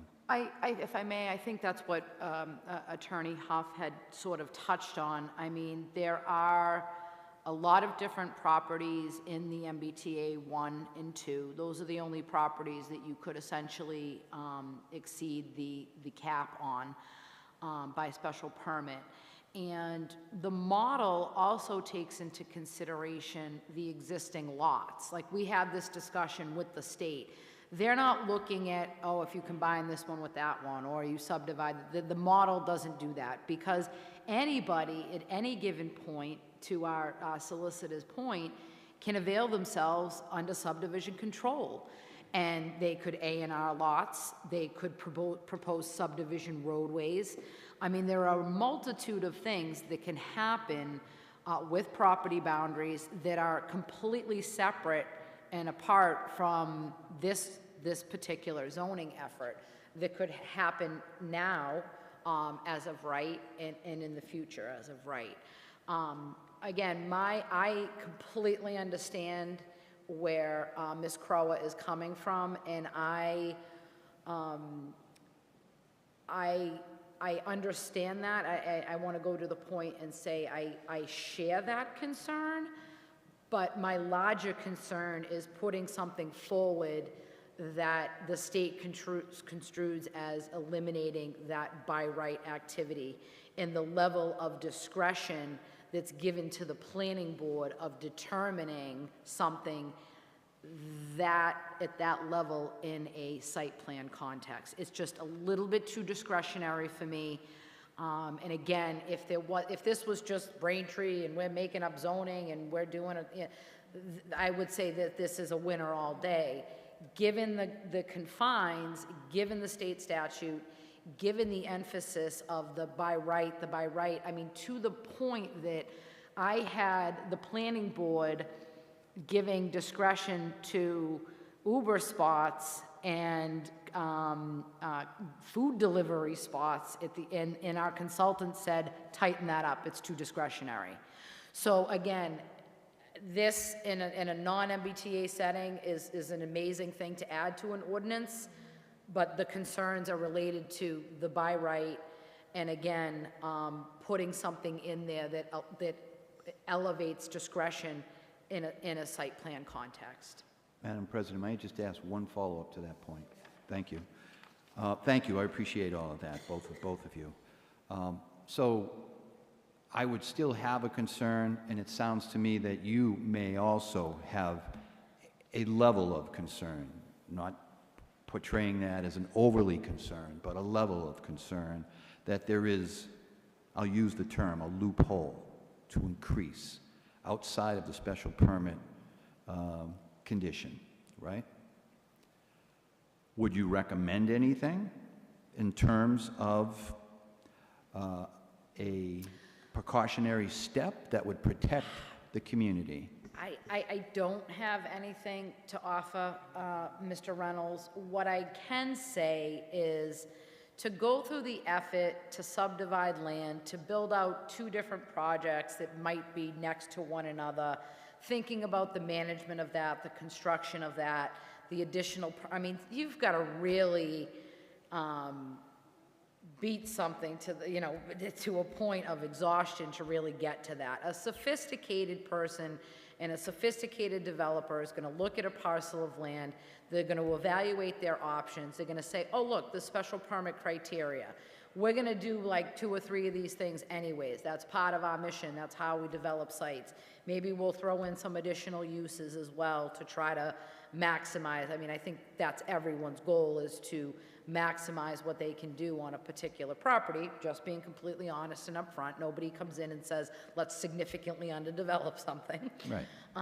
So the optimistic in me hopes that we are beyond that, and that the types of projects that we're attracting are better than that, and that people would take the higher road and say, there's an option to do more here. It's by special permit, and they would avail themselves of that opportunity. And in that particular context, it allows for the discretion to come in because it's above our unit count. Those units that would be added above that height and above that cap is beyond our unit capacity calculator, and those are not the units that DHCD is deeming the by right units that gets us to our 3769 number. Thank you. I will pause and give the... Counselor. I might just follow up on one note there, Director, or for Solicitor Huff. There is also the opportunity in the future to amend or change this law once we have additional clarity. So I really, again, appreciate the amount of diligence that Ms. Croha has put in, not only as the chair of the planning board, certainly doing the homework required, but above and beyond that. And I think it probably does bear further study, but also recognize and want to make sure I'm clear that this can be adjusted and amended in the future. Okay, I'm seeing nodding, so thank you. Councilor O'Brien, did you have a question, comment?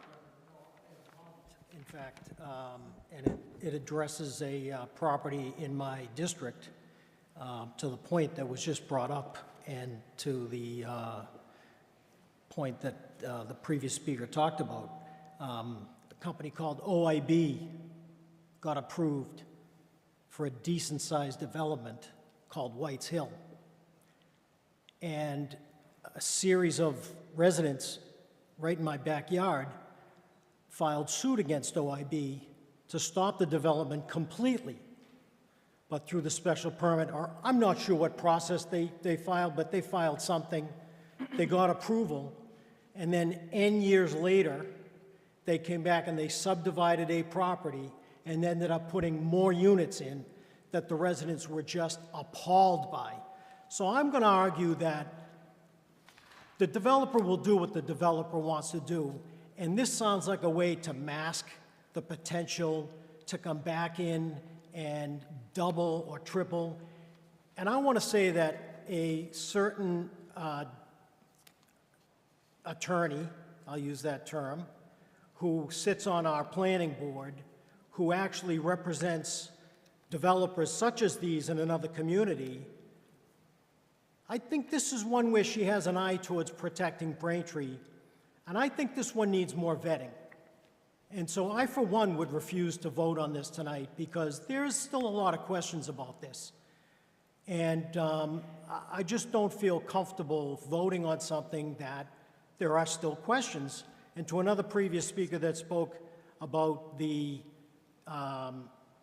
public aspect of this, granted, there were a few meetings that we had in our subcommittee separate. It was not what I would have anticipated for public comment. Public comment is not here. Public comment is in a meeting room like this, but not with a formal board, where even an FX Messina representative is really having difficulty communicating to us because we're a different entity altogether in this town. We're not just a few people or the representatives of the planning board talking about things so people can understand it and have their opinions. When they're in front of us, this is legislative, and this is when it makes it difficult to stand there. It makes it difficult for me to sit here and talk like this, but that gentleman is proof that it makes it difficult for people to talk. I don't think this is ready for prime time. We have until the 31st. I say we wait until the 30th, or whatever it takes, to get it right for these residents because that's what they want. And if this is a loophole, I guarantee that there's somebody that's going to take advantage of this loophole, and I, for one, do not feel comfortable with that loophole. And yes, we just got a quasi-solicitor's opinion, but this thing came in at 4:30, according to my record, from Ms. Croha, who is an attorney, Attorney Croha. At 4:30, I don't think Ordinance and Rules had time to vet this. I don't think the solicitor had time to vet this. I don't think the planning board had, well, she is the planning board, she's a representative. I don't think the mayor had time to vet this. And I think you all know which way I'm going, and I'll make that move after the, maybe someone else has a comment or a question before I do, but I'm ready to kick it back. Thank you, Councilor O'Brien. Councilor Mackin? Yes. Thank you, Madam President. And thank you all for being here tonight, the residents who spoke, and talked to Melissa and everyone who worked on this. You know, this was a great presentation, and I understand you were making it comply with the law and the hand you were dealt. However, you know, my opposition to this is more for the reason why you were creating it, and not so much on the content of it. And, you know, when I got into this, when I ran for this position, it's because I was opposing the state trying to force their housing agenda in Braintree. I didn't agree with it, and at the time, it was through a law called 40B. And then they created this new law to, again, force more housing on a greater number of communities. And it was said by residents who spoke tonight, it's bullying, it's extortion. If you don't do what we want, we're going to withhold funds from you, we're going to sue you. And in my opinion, that's not how democracies work. That's how authoritarian regimes work. And I do understand this is the People's Republic of Massachusetts, but still being threatened like that shouldn't just be accepted as a normal practice. Now, I'm going to connect a few other dots here. So there has been said a lot, there is a housing shortage. You know, we need more housing. Well, we also have an open border, and we're letting millions of people just walk into the country. And that's not a faraway problem. Right here in Braintree, the hotels on Wood Road are all filled with illegal immigrants that the state's put there, and we're paying for that. And those that have families and children are in Braintree Public Schools, and we're paying for that. So a rhetorical question, all this housing the state's forcing us to build, who do you think is going to live there, and who do you think is going to be paying for that? So I really don't see how there's any benefit in this for us.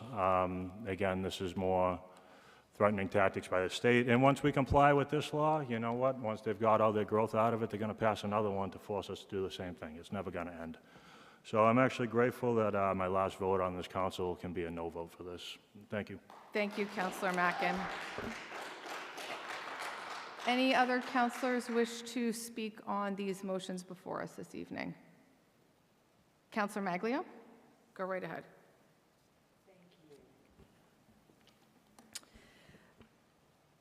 So I too appreciate everyone who has come here tonight and who has spoken about this. I think it's so important for people to feel like they are involved and they have a voice. And one of the exceptions I took to this process was that I know there was careful work over really 2 years, not just 1 year, 2 years, because this came out about the time that I started with the council. And I know the talent and professionalism that we have in our planning department and all the resources that came forward to develop this plan. What I think is really the most unfortunate part of this is that it wasn't shared with the community until the middle of November. And so if these plans had been out earlier, we would have had much more time to digest this information, to ask questions, to fully vet, to feel like we were a part of it. And I think that was a major, major misstep to block us out. The meetings that you talked about, Councillor O'Brien, were the Community Planning Committee, which is exactly where these conversations should have been taking place for months. But instead we were told, nope, it's a secret. We're not letting this out until we finish everything. And that was an insult, and I think it was an injustice. But here we are. Here we are with the plan. Here we are with the law. And we've gotten a lot of comments tonight. We've gotten a lot of comments emailed to us, sent to us, and that's what I'd like to focus on.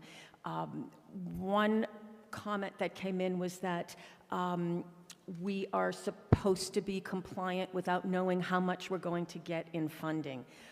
This is not an opportunity to negotiate funding with the state. Those are two very different animals there. This is a state mandate that says you will continue to be entitled to apply for state funding, but it's not any sort of quid pro quo where we get this, where we make the zoning changes and then all of a sudden there's money that comes in. That's just not how this is working.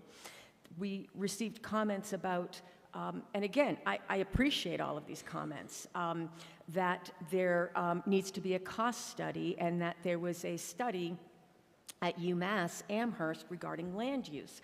And one of the things I'd like to bring up is that the 4 towns that were analyzed were in central and western Mass, and they were focused on the revenue that was brought in from undeveloped conservation land. That is not the situation here in Braintree. There is not conservation land that is going to be developed as part of this. There are parking lots and blighted buildings, which quite frankly, we should have addressed a decade ago, and we didn't. But that's what's going to happen now, finally. People have complained that it's one-size-fits-all zoning. There are lengthy, detailed requirements for each of these 4 areas for anything that comes in. There is no one-size-fits-all. There are talks about a dramatic increase in traffic, an increase in crime, a strain on our water supply, a strain on our police services, and a strain on our fire services. You know, every project, every proposed project that comes up as a result of this zoning is going to need to comply with our zoning requirements. There is not going to be an immediate influx of building and development where all of a sudden we turn around and we are overpopulated. This is going to be something that comes in phases as our town departments have the capacity to work with these developers and to go through and help create the permits for these plans. There is a worry about a strain on our school systems from the increase in children. And I have to ask, when did we become a town that doesn't want children moving in? as someone who doesn't have children, I'm surprised at all of the worries about families with children moving in. Children, they're a good thing. And lastly, we have to be part of the solution of the housing crisis in this state, in this country. We need to make sure that we're not part of preserving a status quo that disproportionately harms people who are young families starting out, people of color, middle-income couples looking for proximity to the city while living in a suburban town. So regardless of the state mandating this law, this is an important step for the town of Braintree, and that is why I will be supporting this tonight. Thank you, Councillor Maglio. Councillor Flaherty? Thank you. I'd like to thank those who worked so hard to draw up the maps to ensure that we meet the standards set forward for compliance with this law. I know it was complex. I know that there were many, many conversations, but in my opinion, the maps were drawn up with care and attention for the needs of our community, using guidelines that make sense in the context of the master plan process that we just went through. I think the maps do an admirable job of crafting new zoning districts in such a way that we can promote meaningful economic growth without encroaching on existing residential neighborhoods. I think it could have been done really sloppily and been a terrible disaster for Braintree. Truly, it did have potential for that without a strong, mindful, hard work of analysis for what the community needs and where we can meet that. The Ivory Street corridor in particular has been economically stagnant for far too long. And some of the properties there have been abandoned, poorly maintained, eyesores for decades. They've been so poorly maintained and vacant for so long that I don't even think people see them. They just drive past them and they don't even notice. But it creates an economic drag on the rest of the town. And I am hopeful that this rezone will stimulate growth in the areas of town that are best prepared to support it. And I hope that it will help to create the vibrant, walkable neighborhoods that residents have long wished for in that area and in many areas of Braintree. So I will be supporting this tonight. Thank you. Thank you, Councillor Flaherty. Councillor Ringus. Thank you. I'll just piggyback. Thank you to planning. Thank you to the town solicitor's office. Thank you to the mayor's office for the work that went into these. I concur with Councilor Flaherty that these maps could have been done in a very sloppy manner, and I think what we are presented with is very professional in nature and covers areas that, as we've touched upon, do have a need for some improvement. With that said, I also agree with the residents. I abhor the fact that the state is mandating anything. I don't think the state should be coming down and telling us as a town what we do with our land. And I would concur with the speaker who said that, we're doing this based on the MBTA Communities Act when the T is one of the most broken systems we have in the state. The amount of money that is going to be needed to repair that for anyone who's had to ride in the slow zones for the past couple months. The T is a broken system. With that said, though, as much as I despise the fact that the state would tell us what we have to do with our land, there are issues that we would face if we do not comply.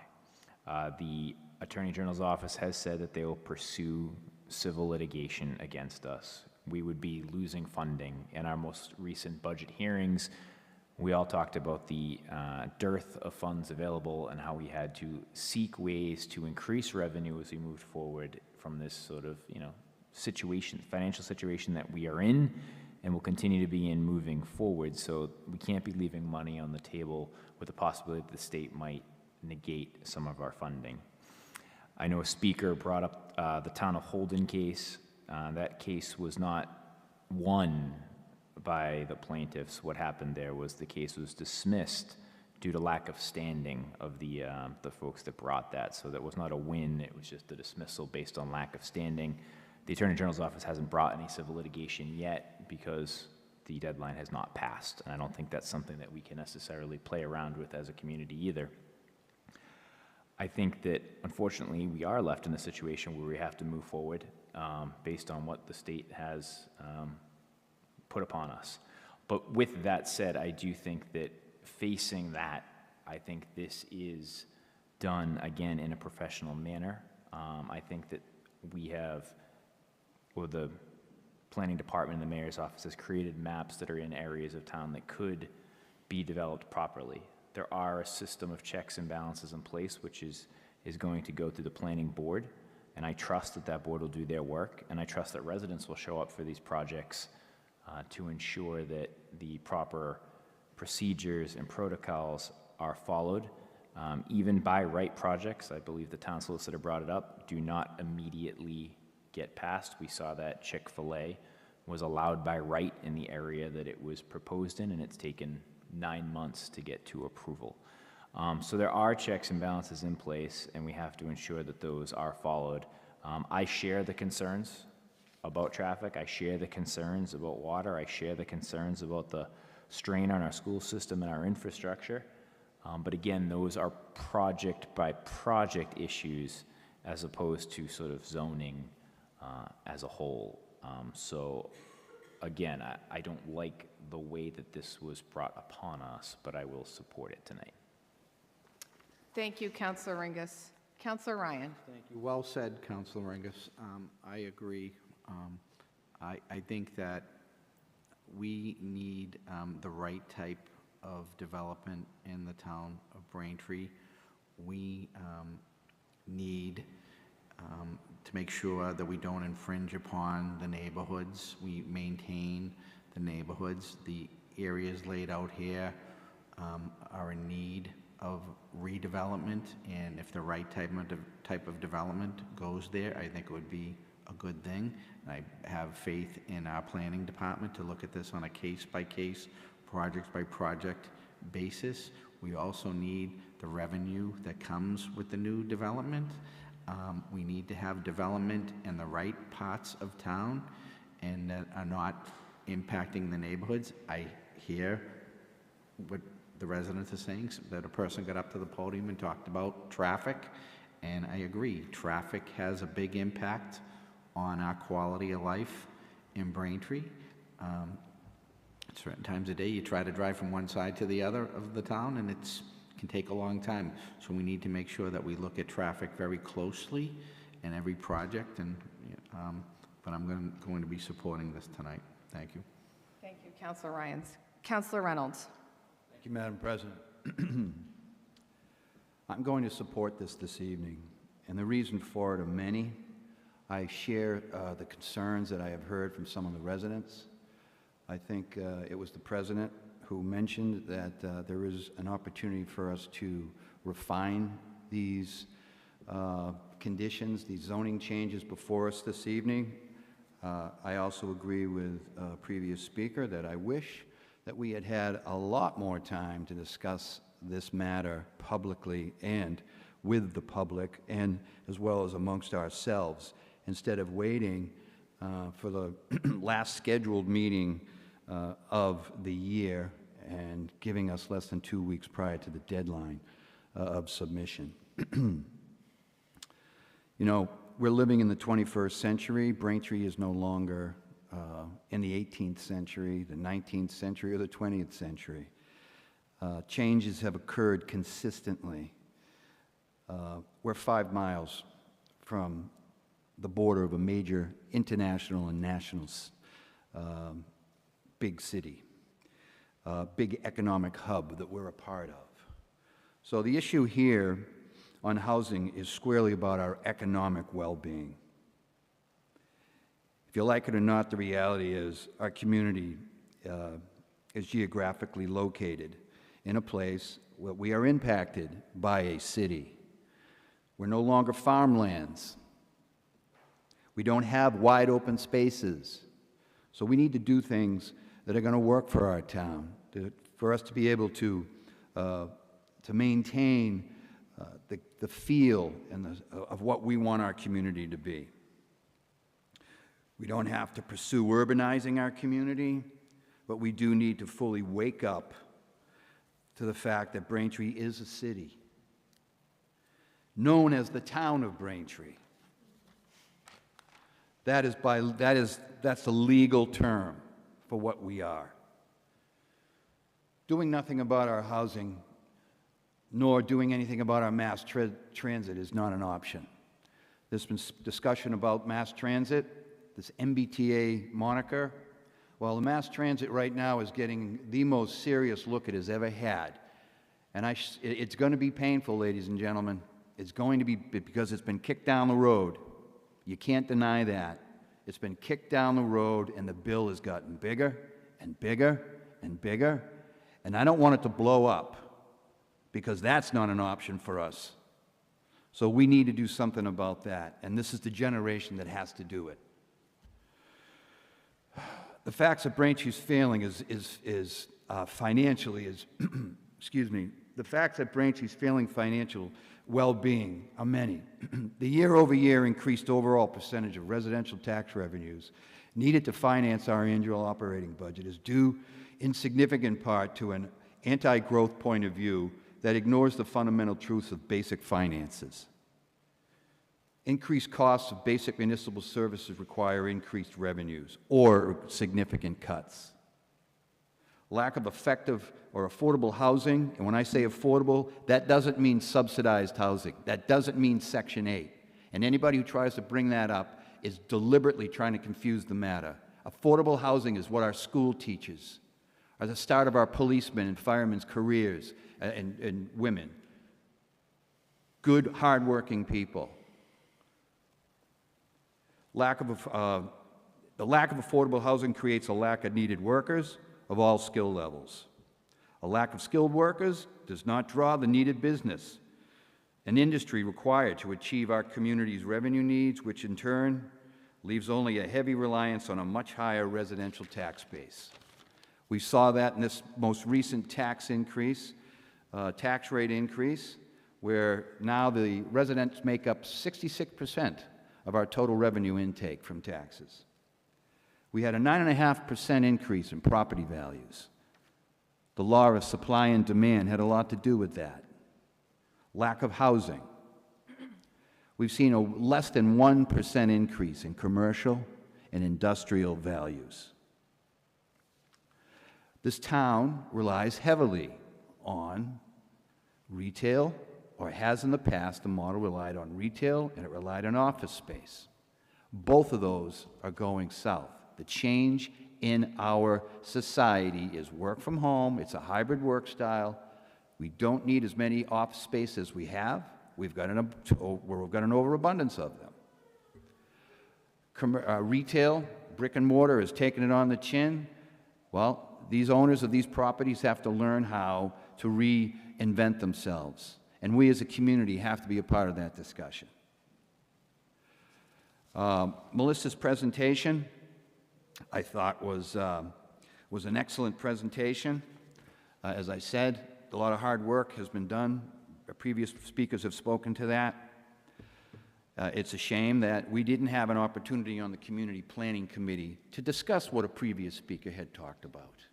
And that previous speaker knows full well that it's not just the council, it's the mayor's office who drives the economy in this town. So there has to be a recognition, and I'm not trying to say that it's the mayor's fault. It's the whole community, all right? But as an individual, you want to give us facts, give all the facts. Our schools are overburdened. It's a fact that we're only 75% full. That's 25% vacancy in our schools. We see the size of families going down year after year. Where is that in your conversation, in your deliberations? Our infrastructure. We've got room to increase our water supplies. There just hasn't been a will to do so. We have the physical space to do that. There was a speaker previous who spoke about, well, we're not going to get all this impact. It was a counselor who said, we're not going to have all this impact at once. It's going to come incremental. We're going to have an opportunity to mitigate as these projects come before us incrementally. This isn't going to be like the sky is going to fall tomorrow, ladies and gentlemen. But doing nothing, I guarantee you, the bottom's going to fall out. Thank you. Thank you, Councilor Reynolds. Any other councilors? All right, I'd like to offer some of my own remarks before we close the public hearing this evening, and I think I want to commend Councilor Maglio for her work as the chair of the Community Planning Committee, who has pushed diligently for the entire year for hearings on this proposal. And I think there is every single one of us who feels that the public process was shortchanged and should have been done sooner, earlier, and differently. That being said, I also want to thank sincerely the residents of District 5. The red line is in District 5, and I have spoken to so many of you, and I want to thank you for all the questions, your comments, and always keeping an open mind. I believe the adoption of the MBTA Communities Act is a chance for us as local leaders to get to work to make this law the best it can possibly be for Braintree. Rezoning to make it easier to build multifamily housing near the T is a chance to advance some of our long-held goals and unlock economic opportunity that has languished for decades. The areas included in this plan have been the victim of ineffective, outdated zoning laws, and Braintree has quite literally paid the price. For more than 30 years, we have lived with vacant, blighted, and underutilized properties, especially at the Carter Rice and Armstrong Industries, two of District 5's biggest properties.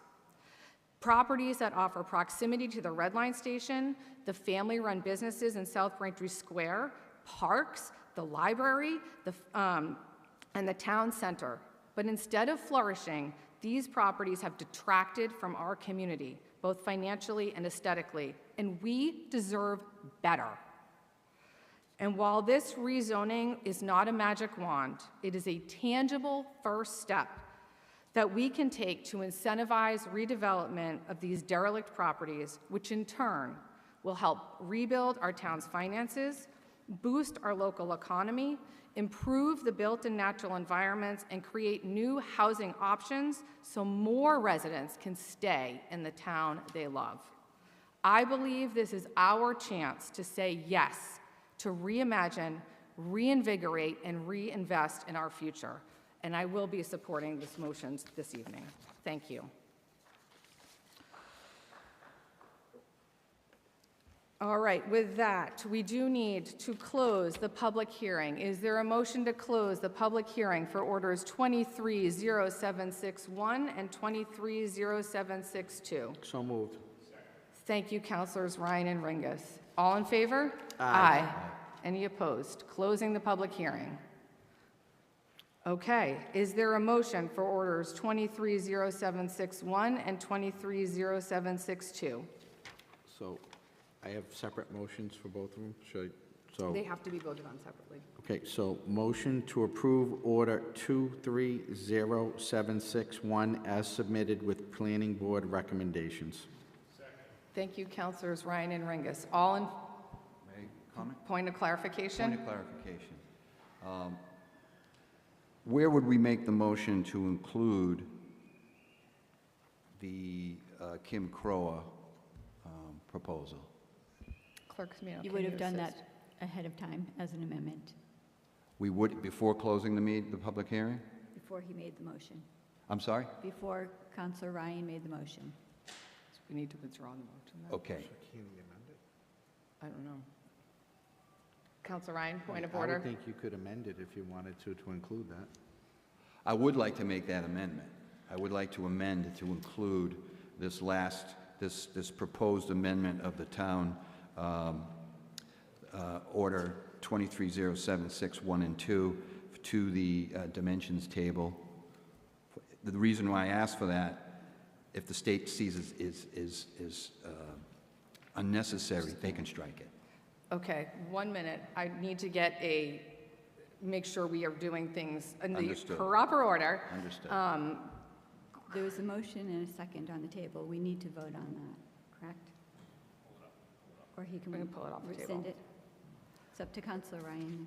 Councilor Ryan, do you want to pull the motion off the table? So for the audience at home, we have a motion and a second on the table, so we will need to take that motion off the table, and then, I'm not sure about that, to be honest with you. I've voted on plenty of things where we have a motion and then we amend the motion, so, but for the sake of argument, I'll withdraw my motion.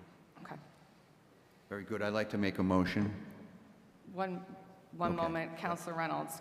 I see Solicitor Huff and the Planning Director would like to comment. If I may, I just want to make sure that any motions include the housekeeping in my memo Yeah. dated today, and also the revisions that I went over in detail that was submitted by Margaret for the special permit. So these two memos. Thank you. I believe that is included already. Yeah, Yes. planning board recommendations. Already in there. Yeah. Thank Chief you. of Staff Ma- LaForest. Madam President, your first vote is on the map. So what the motion before you, correct, is the district established zoning map. The second vote is the language, no? I do believe that is accurate. Yes, Yes, thank you. correct. And thank you to the public for bearing with us. On your motion, seconded, currently before the body, Yes. Thank So, you. point of order, so that would come with the second motion? Yes, the second motion. Okay, so. Thank you. All right, so I'm going to not withdraw my motion, I'm going to keep it in effect. Do we need to redo it? We have a motion, and we have a second, and go ahead. Okay, and- thank you. Thank you, This is on the everyone, for maps. your patience. Okay, we have a motion and a second on 230761, which is the maps. All in favor? Aye. Any opposed? No. That is 7 in favor, 2 opposed. 6-2. 6-2, thank you, my gosh. Okay. Now, the second motion, is there a motion for 230762?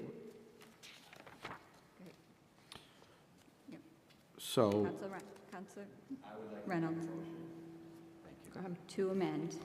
To amend motion 2, to include the language on, from Acting Planning Board Director Kim Crowe on Section E of the dimensional tables. second, We have a motion and a second. Note number 9, isn't that correct? Number 9, that is correct, note 9. Thank you. So we have a motion to amend and a second by who? I'm sorry. Thank you. Point of order, are we allowed to, So I can't hear you.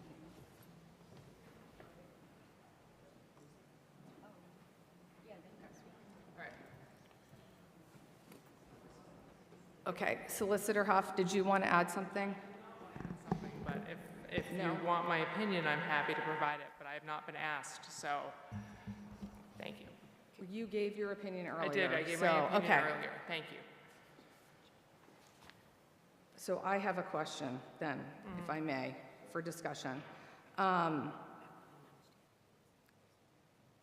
So if we vote to amend number 2, and it does not get a majority vote, do we then vote again to amend, without it? Okay. Counselor Ryan? so if this motion, which is to approve Order 230762, as submitted with the Planning Board recommendation and with the amendment to add in the language as Council Reynolds recommended, if that doesn't pass, then I would think it would be very appropriate to make the motion for just the language alone and not with that amendment. So we could cross that bridge when we get to it. Counselor Flaherty? Can I ask a question of Solicitor Huff? Yes. If we pass the motion to amend with note 9, and the state, as you fear, determines that that renders too much of the property to be not properly by right, then what would happen? We'll have to go through the whole process all over again. We'll have to go back through the planning board, we'll have to go back to subcommittee, and we'll have to go back to the full council and then resubmit. Okay, a secondary question. Please. If we want to add that protection later, how does that happen? The same process that I just outlined, we would go through the same process just as we would any other zoning amendment. It would start at the planning board, it would get referred to council, it would go to committee, and then come before the full council. So I just want to make sure that I understand. I thought you were saying that we would have to go through the entire MBTA communities map review again. We would have to if MBTA communities, the law that we passed tonight goes to EOHLC and fails, we would have to repass everything and then resubmit. That's correct. Repass the maps or just remove note 9? We would have to resubmit to EOHLC, the whole thing. We would have to resubmit if our ordinance fails. So, correct. So, but we could, if we pass a compliant ordinance tonight, we can go back later and amend it through the ordinary zoning process. Question, just a question. So if it is denied by EHO, right. If it's denied for that one clause or amendment, we're in non-compliance? They didn't say that. They didn't say that, but we would have to go back through the process again. So. Right, but and if I may, just there was a comment made by Councilor Ringus.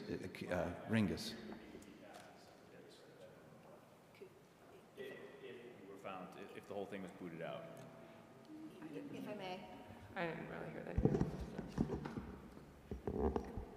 The update from the MBTA communities and the guidance that we've received, it's actually technically December 29th is the close of business day that we need to be submitted to them. The plan, if approved by this council and submitted to them, puts us in compliance while we are under review. They will then go through our review process, could kick it back to us, remand it for that amendment. My suggestion to you with an amendment, it sounds like may not have full support by the body, would be the vote to motion to take would be motion to amend 0762, see if your amendment passes or fails. Then you motion to approve the relative motion as presented, right? So bring in the amendment and see where the votes lie on your amendment. And just to clarify, there's two paths. If this is amended with number 9 and it is rejected, it all comes back to the council.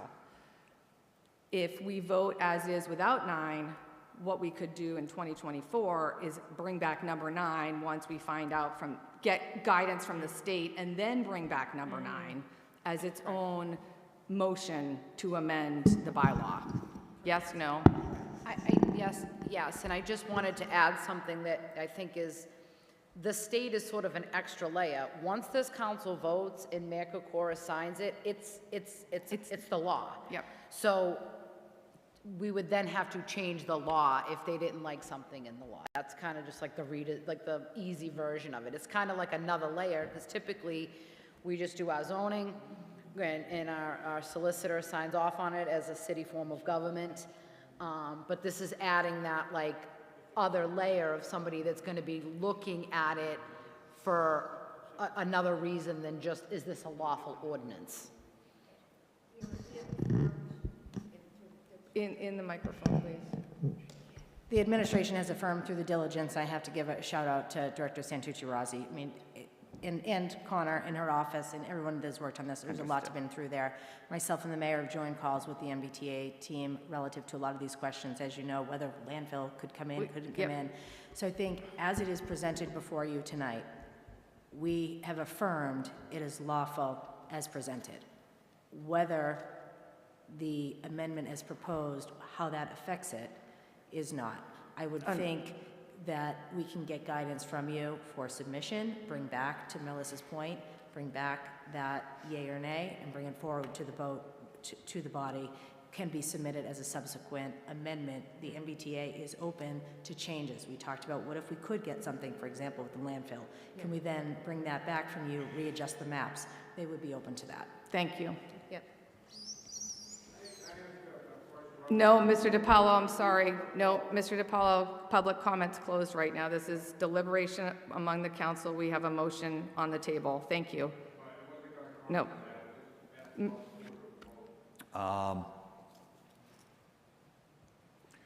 What the question I would have then, based on that answer, when it is signed by the mayor, if it does not have this amendment and it's signed by the mayor and it's submitted all according to the timeline that was spelled out clearly, when would those, I'm assuming that those laws would go into effect in January, beginning of January. And so there would be a window open for someone to be able to act on my concern of that loophole. I'm not sure. If it goes in effect So, immediately or... so Councilor Reynolds, so this would be enacted and become law in the ordinary course as any other zoning change would Right. be. The review by the state is something that happens subsequent, and it's something separate from whether or not it's a validly enacted ordinance. So the approval from the state for the MBT community's perspective is separate from the validity of the ordinance itself. So would we have to wait for that MBTA approval before the law, someone could act on the law that we've passed? No, it would be valid, it would be a valid ordinance. If someone wanted to come in under the enacted ordinance and bring forward a project, that would be their right to do so. What the state is just determining is whether or not we're compliant. Right. So, That was a good way to say it. So there is that window of opportunity for something that could occur. yeah, but absolutely, potentially, but I think the concern that's been raised by staff is just whether or not we're going to have, whether or not we're going to be able to meet the compliance, and that's sort of the first principle. And then once we get past that, then we've discussed that there's opportunity to do further amendments to tweak it so it's more functional. So, Okay, we do have a motion and a second. Thank you. On the table. I'm good. And the motion, let me repeat it so we know what we're voting on, is 23076 with the amendments submitted today by the planning director, and also with the amendment as submitted in the letter from Kimberly Crowhot, number 9, we're calling that. Everybody clear? Okay. All in favor of 23076-2 as amended? Aye. Aye. Any opposed? No. All right, do we know what that was? I don't think know we the need a roll numbers, call I'm on sorry. that. Okay. It did not? Okay. All right, so the motion failed, so do we have another motion? Yes, Madam President, to approve Order 230762 as submitted with Planning Board recommendations. Do we have a second? Thank you, Councilors Ryan and Ringus. All in favor? Aye. Any opposed? No. 6 in favor, 2 opposed. The motion passes. Thank you, everyone, for all the work, for the commentary, sticking with us tonight, for the audience. We appreciate it. Madam President, motion to take a 5-minute recess. Do we have a second? Second. All in favor of a 5-minute recess? Aye. Any opposed? Okay, the council will be called back into session at 9:55.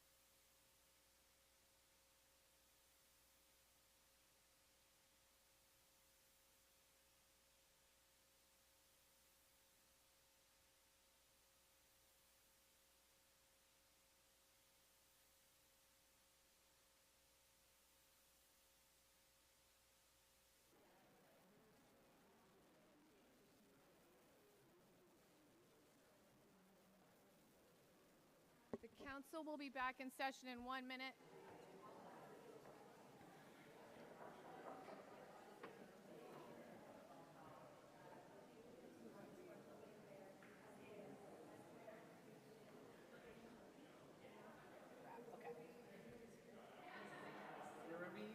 I know.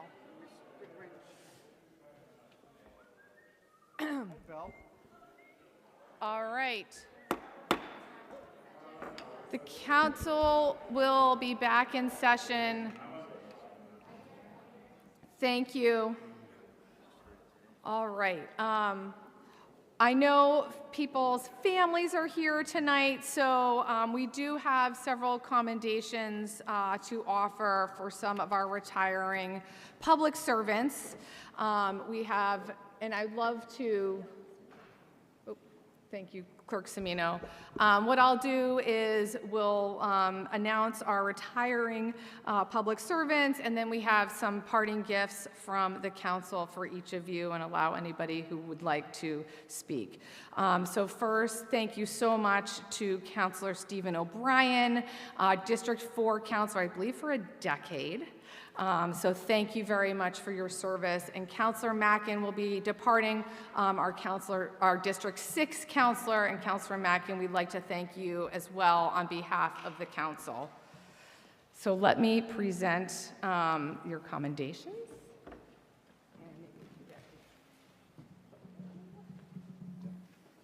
Yeah, and if we can get a photo and maybe with your family.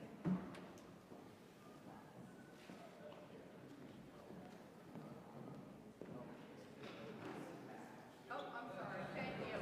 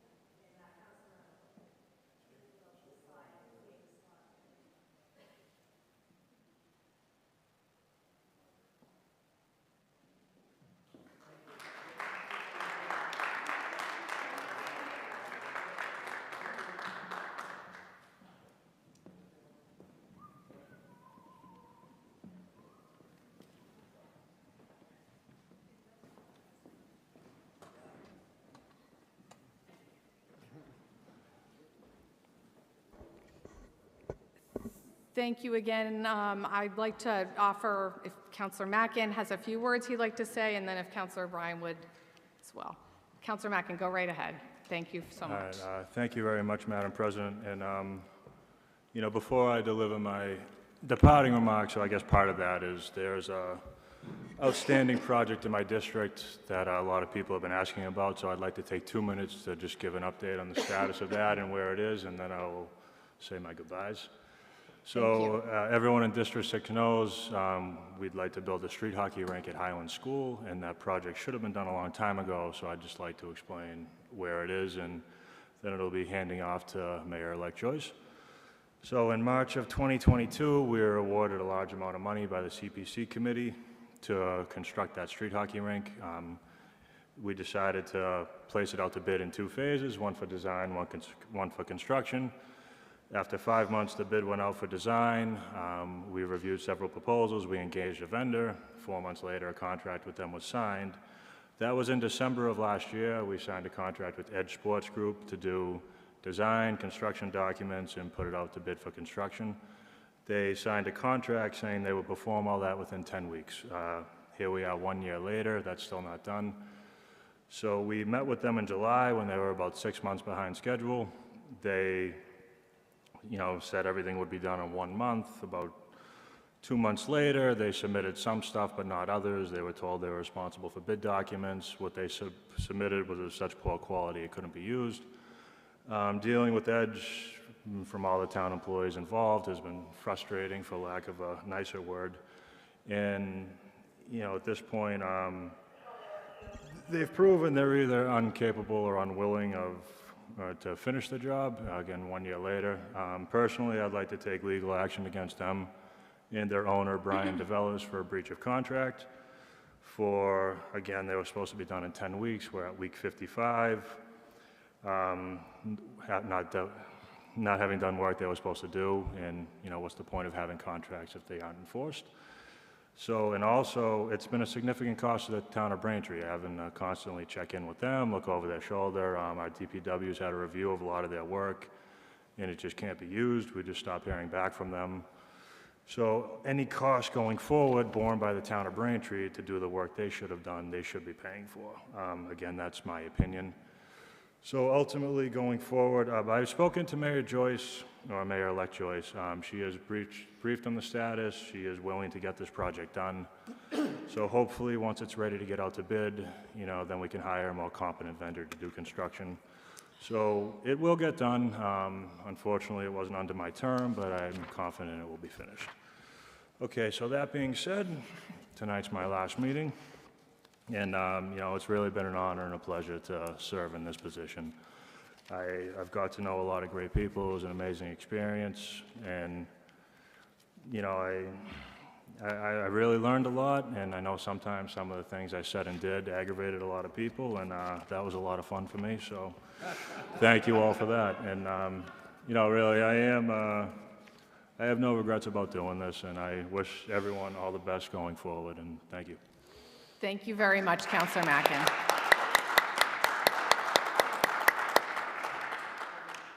Councillor O'Brien? Thank you. Before I begin, I just want to thank you for that gift. I think that was very nice of you all, and I want to make sure I get that out of the way. I greatly appreciated that. Thank you very much. So residents of Braintree, because you're the important people, it has been my honor to represent District 4 while also giving back to the town of Braintree that I love. Today is the last meeting of my 5th term as a Braintree Town Councilor. My focus is and has been to ensure Braintree is a better place for those of us that live and work here. But it has become difficult to be a minority vote against legislative items that do not align with the desires of our overall community, example being the approval of zoning for marijuana cultivating facilities, purportedly in the interest of tax revenue that is yet to be recognized either in the mayor's budget or our tax coffers. It has also been difficult to get things legislatively completed, such as my proposed plastic bag ban that has languished in committee since it was referred back in February 2020. And for that, I can only send my apologies to the Girl Scouts that so passionately brought it forward in hopes the town would adopt it. Many of you know my focus has been controlled growth and keeping Braintree a desirable place to live. Early in my time, I was able to achieve a tax break for residents in the form of a small cut to the annual trash fee. And for that, we thank Mayor Sullivan. For my district, being on the coastline, nearby where oil and natural gas tankers dock, I propose the town fund the harbor master more formally. Today, not only is there a formal harbor master with a police boat, the town is also equipped with a fireboat to ensure Braintree's security along the waterway. To make a chorus, not only did we accomplish things together for my district, with your leadership, we defeated a behemoth development behind the South Shore Plaza. During our time together on the council, we slowed the comprehensive zoning project and had it redirected. I want to wish Mayor Kokoris well as he moves on to the next chapter of his life. It has been my honor to have been given the privilege to serve. Politics is not something I yearn to do.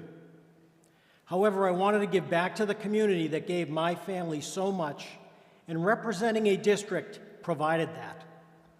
I want to thank the many residents in and beyond my district for the kind thoughts over the years. Those notes fueled my passion to represent you.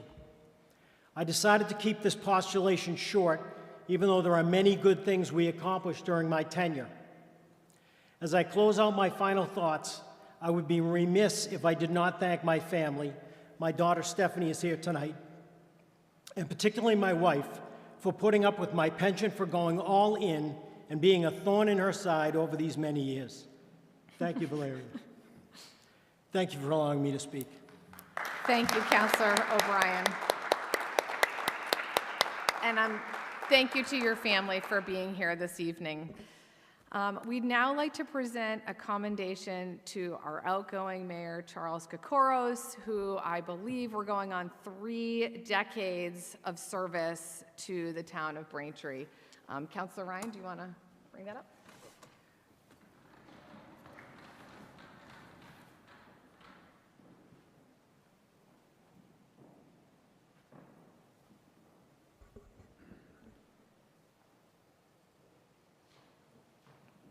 Thank you, Mayor Kokoros, and we'll do a photo.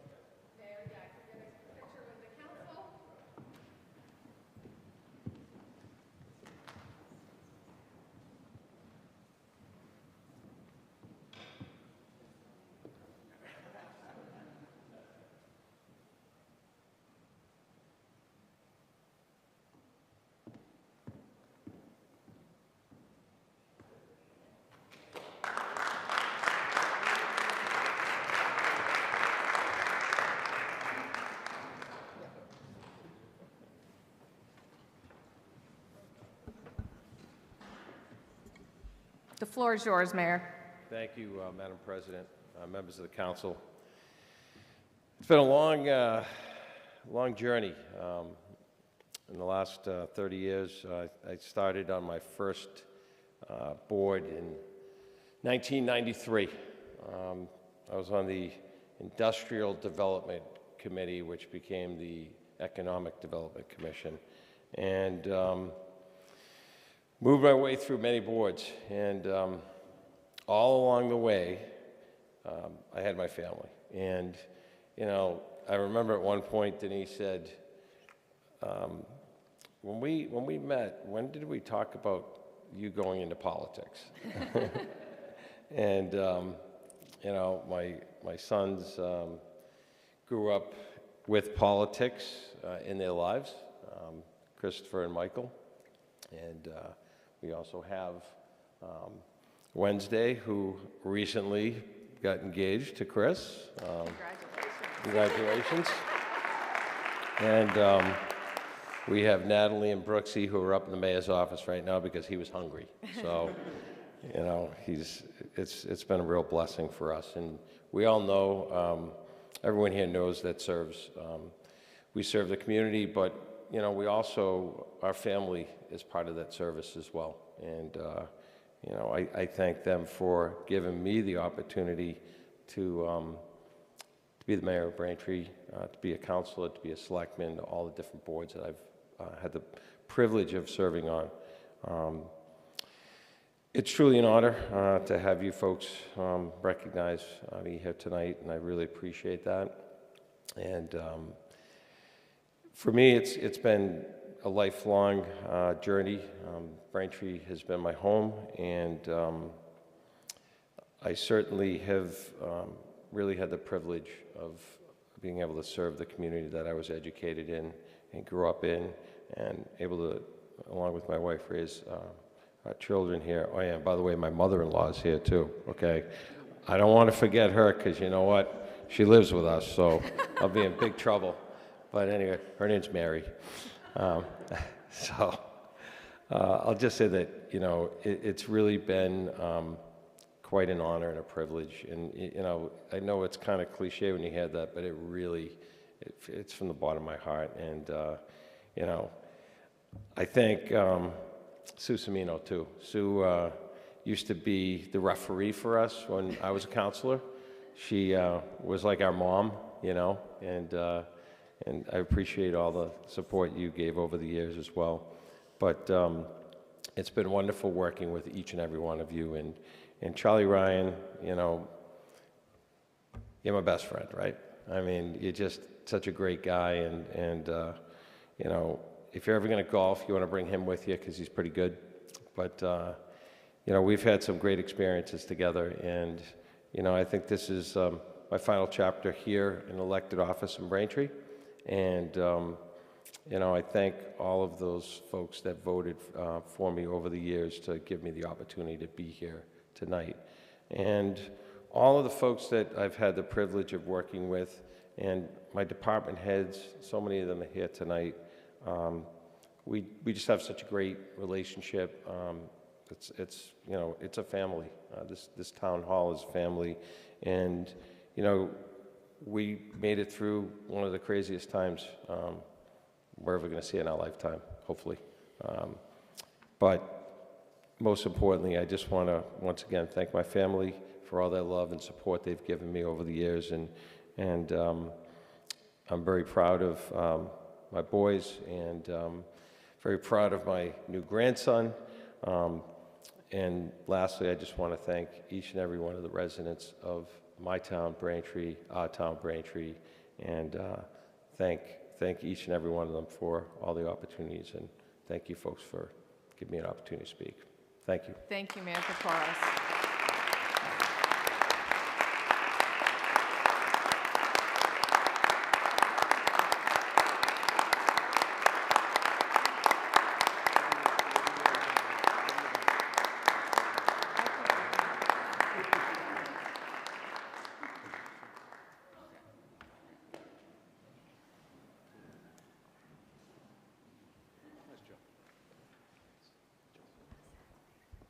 Thank you so much, Mayor Kokoros, and thank you to the Kokoros family for not only joining us tonight, but on many, many, many nights. So I appreciate that.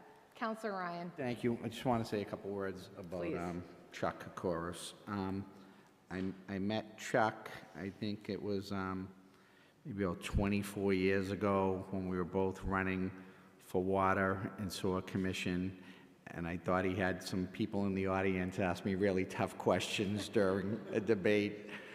And we sat down at the old Viking Club, and I said to him, you have two boys?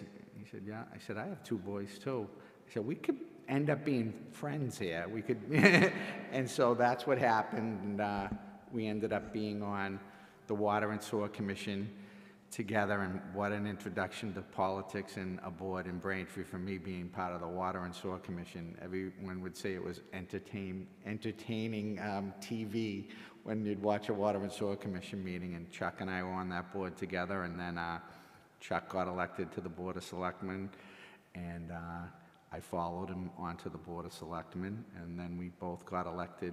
We were on the last Board of Selectmen together, and we were on the first town council together. And Chuck was always a person that would give me advice, and Chuck, you're very well spoken, Chuck, and you know that's a natural gift for you, the gift of gab and the gift of being able to, you know, talk and articulate things. And you'd be at the Braintree Cleaners, and it'd be the unofficial, you know, place to go in and talk about the issues of the town, or maybe it was the official place, but, and I'd talk to you, and I could get really great feedback with, you know, a 5 or 10 minute conversation with you. I could really get, you know, the pulse of a lot of the issues in the town.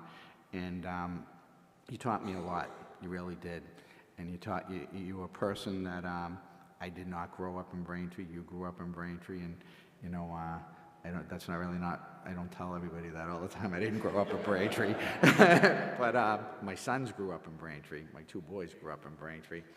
And, you know, just really, you know, having you be my friend and help me, you know, just giving me the honest truth and, you know, the lay of the land a lot of times. And I really appreciate that. And you were a good friend to me. And I'm going to start getting emotional, but I just want to say thank you, and I want to wish you well, whatsoever next in your life. And looking at the little baby that was in here a few minutes ago, you know, it's all good. And whatever's next in your life, I wish you all health and happiness and all the best. Thank you, Chuck.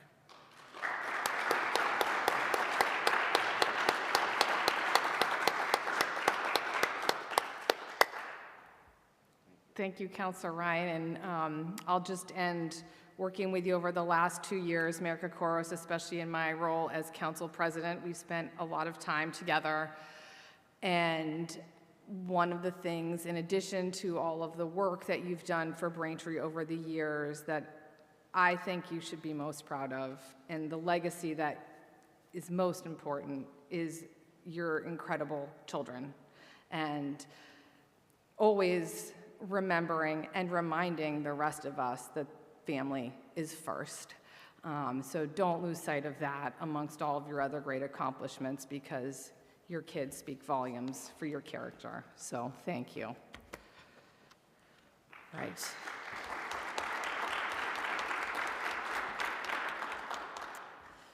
Right, I think we have a few more bits of business at hand, and the chief has been waiting. So thank you again for everyone being here tonight. We will move on to 23080, CPC appropriation, request for appropriation, fire station historic restoration, or take up any action relative thereto. This motion will be continued, so we do need to open and then continue the public hearing to January 16th at 7:30 p.m. So moved. Second. All in favor to open the public hearing? Aye. Aye. Any opposed? Okay, do we have a motion to continue the public hearing for 23080 to January 16th at 7:30 p.m.? So moved. Second. All in favor? Aye. Aye. Any opposed? That is unanimous. Thank you very much. Okay, moving on, 23081, Mayor, request for authorization, Braintree Police Axon contract, or take up any action relative thereto. I will refer to Councilor Reynolds, Chairman of the Committee of Ways and Means, for that committee's recommendation. Thank you, Madam President. Last week, the Ways and Means Committee met and recommended unanimous recommendation for approval. Thank you very much. And is there anyone from the mayor's office who would wish to speak on this? Chief or the mayor? Mayor Kokoros. Thank you, Madam President. This technology, the chief could speak to it. I had the privilege of trying out, not on a person, dummy, but it's, you know, it really is important for us to keep up with the technology. The technology we have now is really outdated and about to expire as far as the maintenance of it. And the technology not only will keep the public safe, it will keep our offices safe, and it's a great non-lethal force we can use. Not that we ever want to have to, but at least it will keep people safe. And the technology is miles away from what we have currently, and it's really something that started with Chief Du Bois, and then we continue to have those conversations. And I know that Chief Cahoon was very actively involved in stuff, has all the details, and I just ask for your support so we can move forward with this. Thank you. Thank you very much, Mayor Kokoros. Any councilors wish to speak on this motion? Councilor Reynolds. I just want to quickly say that thank you, Mayor Kokoros, for that. I think it's a very important tool. We did mention this in discussion in the Ways and Means Committee meeting. Well, not only, the non-lethal force is very important, but it's also very important to the welfare of the police officers as well. And we've had injuries in the past with this not having this capabilities. So I think there's a very, very worthwhile purchase, and the technology is much welcomed. Thank you, Councilor Reynolds. I'd just like to add thanks to the chief. The detail paperwork that arrived with this motion made it so clear and comprehensive and easy to understand, and it's no small feat because a lot of this is technical. So huge appreciation. Please continue that. I'm sure you will, but I wanted to at least acknowledge that because that was a huge help, so thank you. All right, anybody else? Do we have a motion? Yes, motion pursuant to General Laws, Chapter 30B, Section 12-8, that the town, acting through the Chief of Police and under the direction of the mayor, be authorized to enter into a 5-year purchase agreement for tasers for 2024 to 2028. So moved. All in favor? Aye. Aye. Any opposed? That is unanimous. Congratulations, Chief. Thank you very much. Moving on, 23082, Mayor, transfer funds from the Human Resources Salary Reserve or take up any action relative thereto. This is a public hearing. Do we have a motion to open the public hearing? So moved. All in favor? Aye. Any opposed? All right, Councilor Reynolds, back to you. Thank you, Madam President. Last week, the Ways and Means Committee met on this and voted unanimously to recommend favorable. Thank you very much, and I see we have our Human Resources Director. Thank you for sticking it out with us this evening, and welcome any remarks you have. Sure, this is not an appropriation of new funds, it's a transfer from a salary item that we had. We've settled patrol and superiors, and this is to cover the year 1 and year 2 of a 3-year contract. We've already set it aside, so there's no need for a new appropriation. Thank you very much. Councilor Ryan.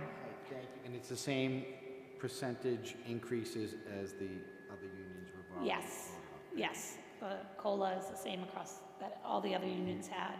AFSCME is settled as well. They'll be coming before you in a couple of meetings. We're just finalizing some of the documentation and getting ratification. Thank you. Of course. Thank you very much, and very happy to hear that the police officers has been settled. Any other counselors to speak? Okay, I don't think we have anyone from the general public. Is there anyone from the general public who would wish to speak? Okay, seeing none. With that, do we have a motion to close the public hearing for Order 23082? So moved. Second. All in favor? Aye. Any opposed? Okay, and now do we have a motion for the motion? So the motions that the town vote to amend the wage and salary classification schedules as most recently amended by appropriating the sum of $233,866.62 for the purpose of funding a wage increase for the BPOA and the BPSOA employees effective July 1st, 2022, and for this purpose, the sum of $233,866.62 be transferred as follows: $101,862.51 from the FY23 salary reserve article and $132,004.11 from the Finance Department Administration Program 01 reserve line, and further that the Director of Municipal Finance is authorized to allocate said sums to and among the various accounts affected thereby in such amounts as are proper and required. So moved. Is there a second? Second. All in favor? Aye. Any opposed? That is unanimous. Thank you very much. All right, our next item is 23083, Mayor, to accept Massachusetts General Law, Chapter 59, Section 5C and a half, additional real estate exemption or take up any action relative thereto. Counselor Reynolds, for your committee's recommendation. Thank you, Madam President. This evening, or last week, we met on this motion, and the committee voted 3-0 for unanimous recommendation for approval. Thank you very much, Counselor Reynolds. And I know we have, oh, Mayor Kokoris, please. I was going to say, believe we have Director Spellman still here. Thank you. Thank you, Madam President. And thank you to the Ways and Means for all the approvals. I appreciate it. Appreciate the hard work. I'll just talk about a couple of pieces of this. So in 2020, the council voted to support a 20% increase in these tax abatements, and this will increase that 20% increase that happened then, which the history of it was 500, and back in the day, in council days, it was Councilor Clifford, I think, that worked with the mayor's office to raise it to 1,000, and in 2020 we raised it to 1,200. I'm just talking about one piece. This is income eligible seniors and disabled veterans. There's some other individuals that will be receiving an increase as well. So this piece will allow those two groups to go from 1,200 to 1,500. So with the way inflation has really impacted so many people, this is a great way for you to help those folks pay their taxes, and I really appreciate the support that you guys have given. And it's really, for me, it's so important, you know, to help out our veterans and our elderly, and it's kind of a very nice ending motion to put before you guys, and I appreciate the support. Thank you. Thank you very much, Mayor Kokoros. Are there any councilors who have questions or comments on this motion? Seeing none. Councilor Ryan, do we have a motion? Yes. Motion that the town accept Massachusetts General Laws, Chapter 59, Section 5C.5, which provides for an additional real estate exemption for taxpayers who are granted personal exemptions on their domiciles under Massachusetts General Laws, Chapter 59, Section 5, including certain blind persons, veterans, surviving spouses, and seniors, and provide an additional exemption up to 25% of the personal exemption to be effective for exemptions granted for any fiscal year beginning on or after July 1st, 2023. So moved. Do we have a second? All those in favor? Aye. Any opposed? That is unanimous. Thank you very much. All right. With that, is there a motion to move all measures under new business to their respective committees? So moved. All those in favor? Aye. Any opposed? Thank you very much. Our next meeting will be on Tuesday, January 2nd, 2024, immediately following the inauguration ceremony. Please join us. It's open to all at Town Hall. Thank you so much for BCAM. We made it in under our 11 o'clock threshold. Councilor Ryan, did you have a comment? Yes, thank you to Braintree Electric Light Department for keeping the power on. Yes, thank you, yesterday. Thank you, Councilor Ryan. And thank you to BCAM for televising, the crew, Bill Needham and Jerry Comack, for always sticking with us and bringing us to residents. Is there a motion to adjourn? So moved. Second. All those in favor? Aye. Any opposed? This meeting is adjourned.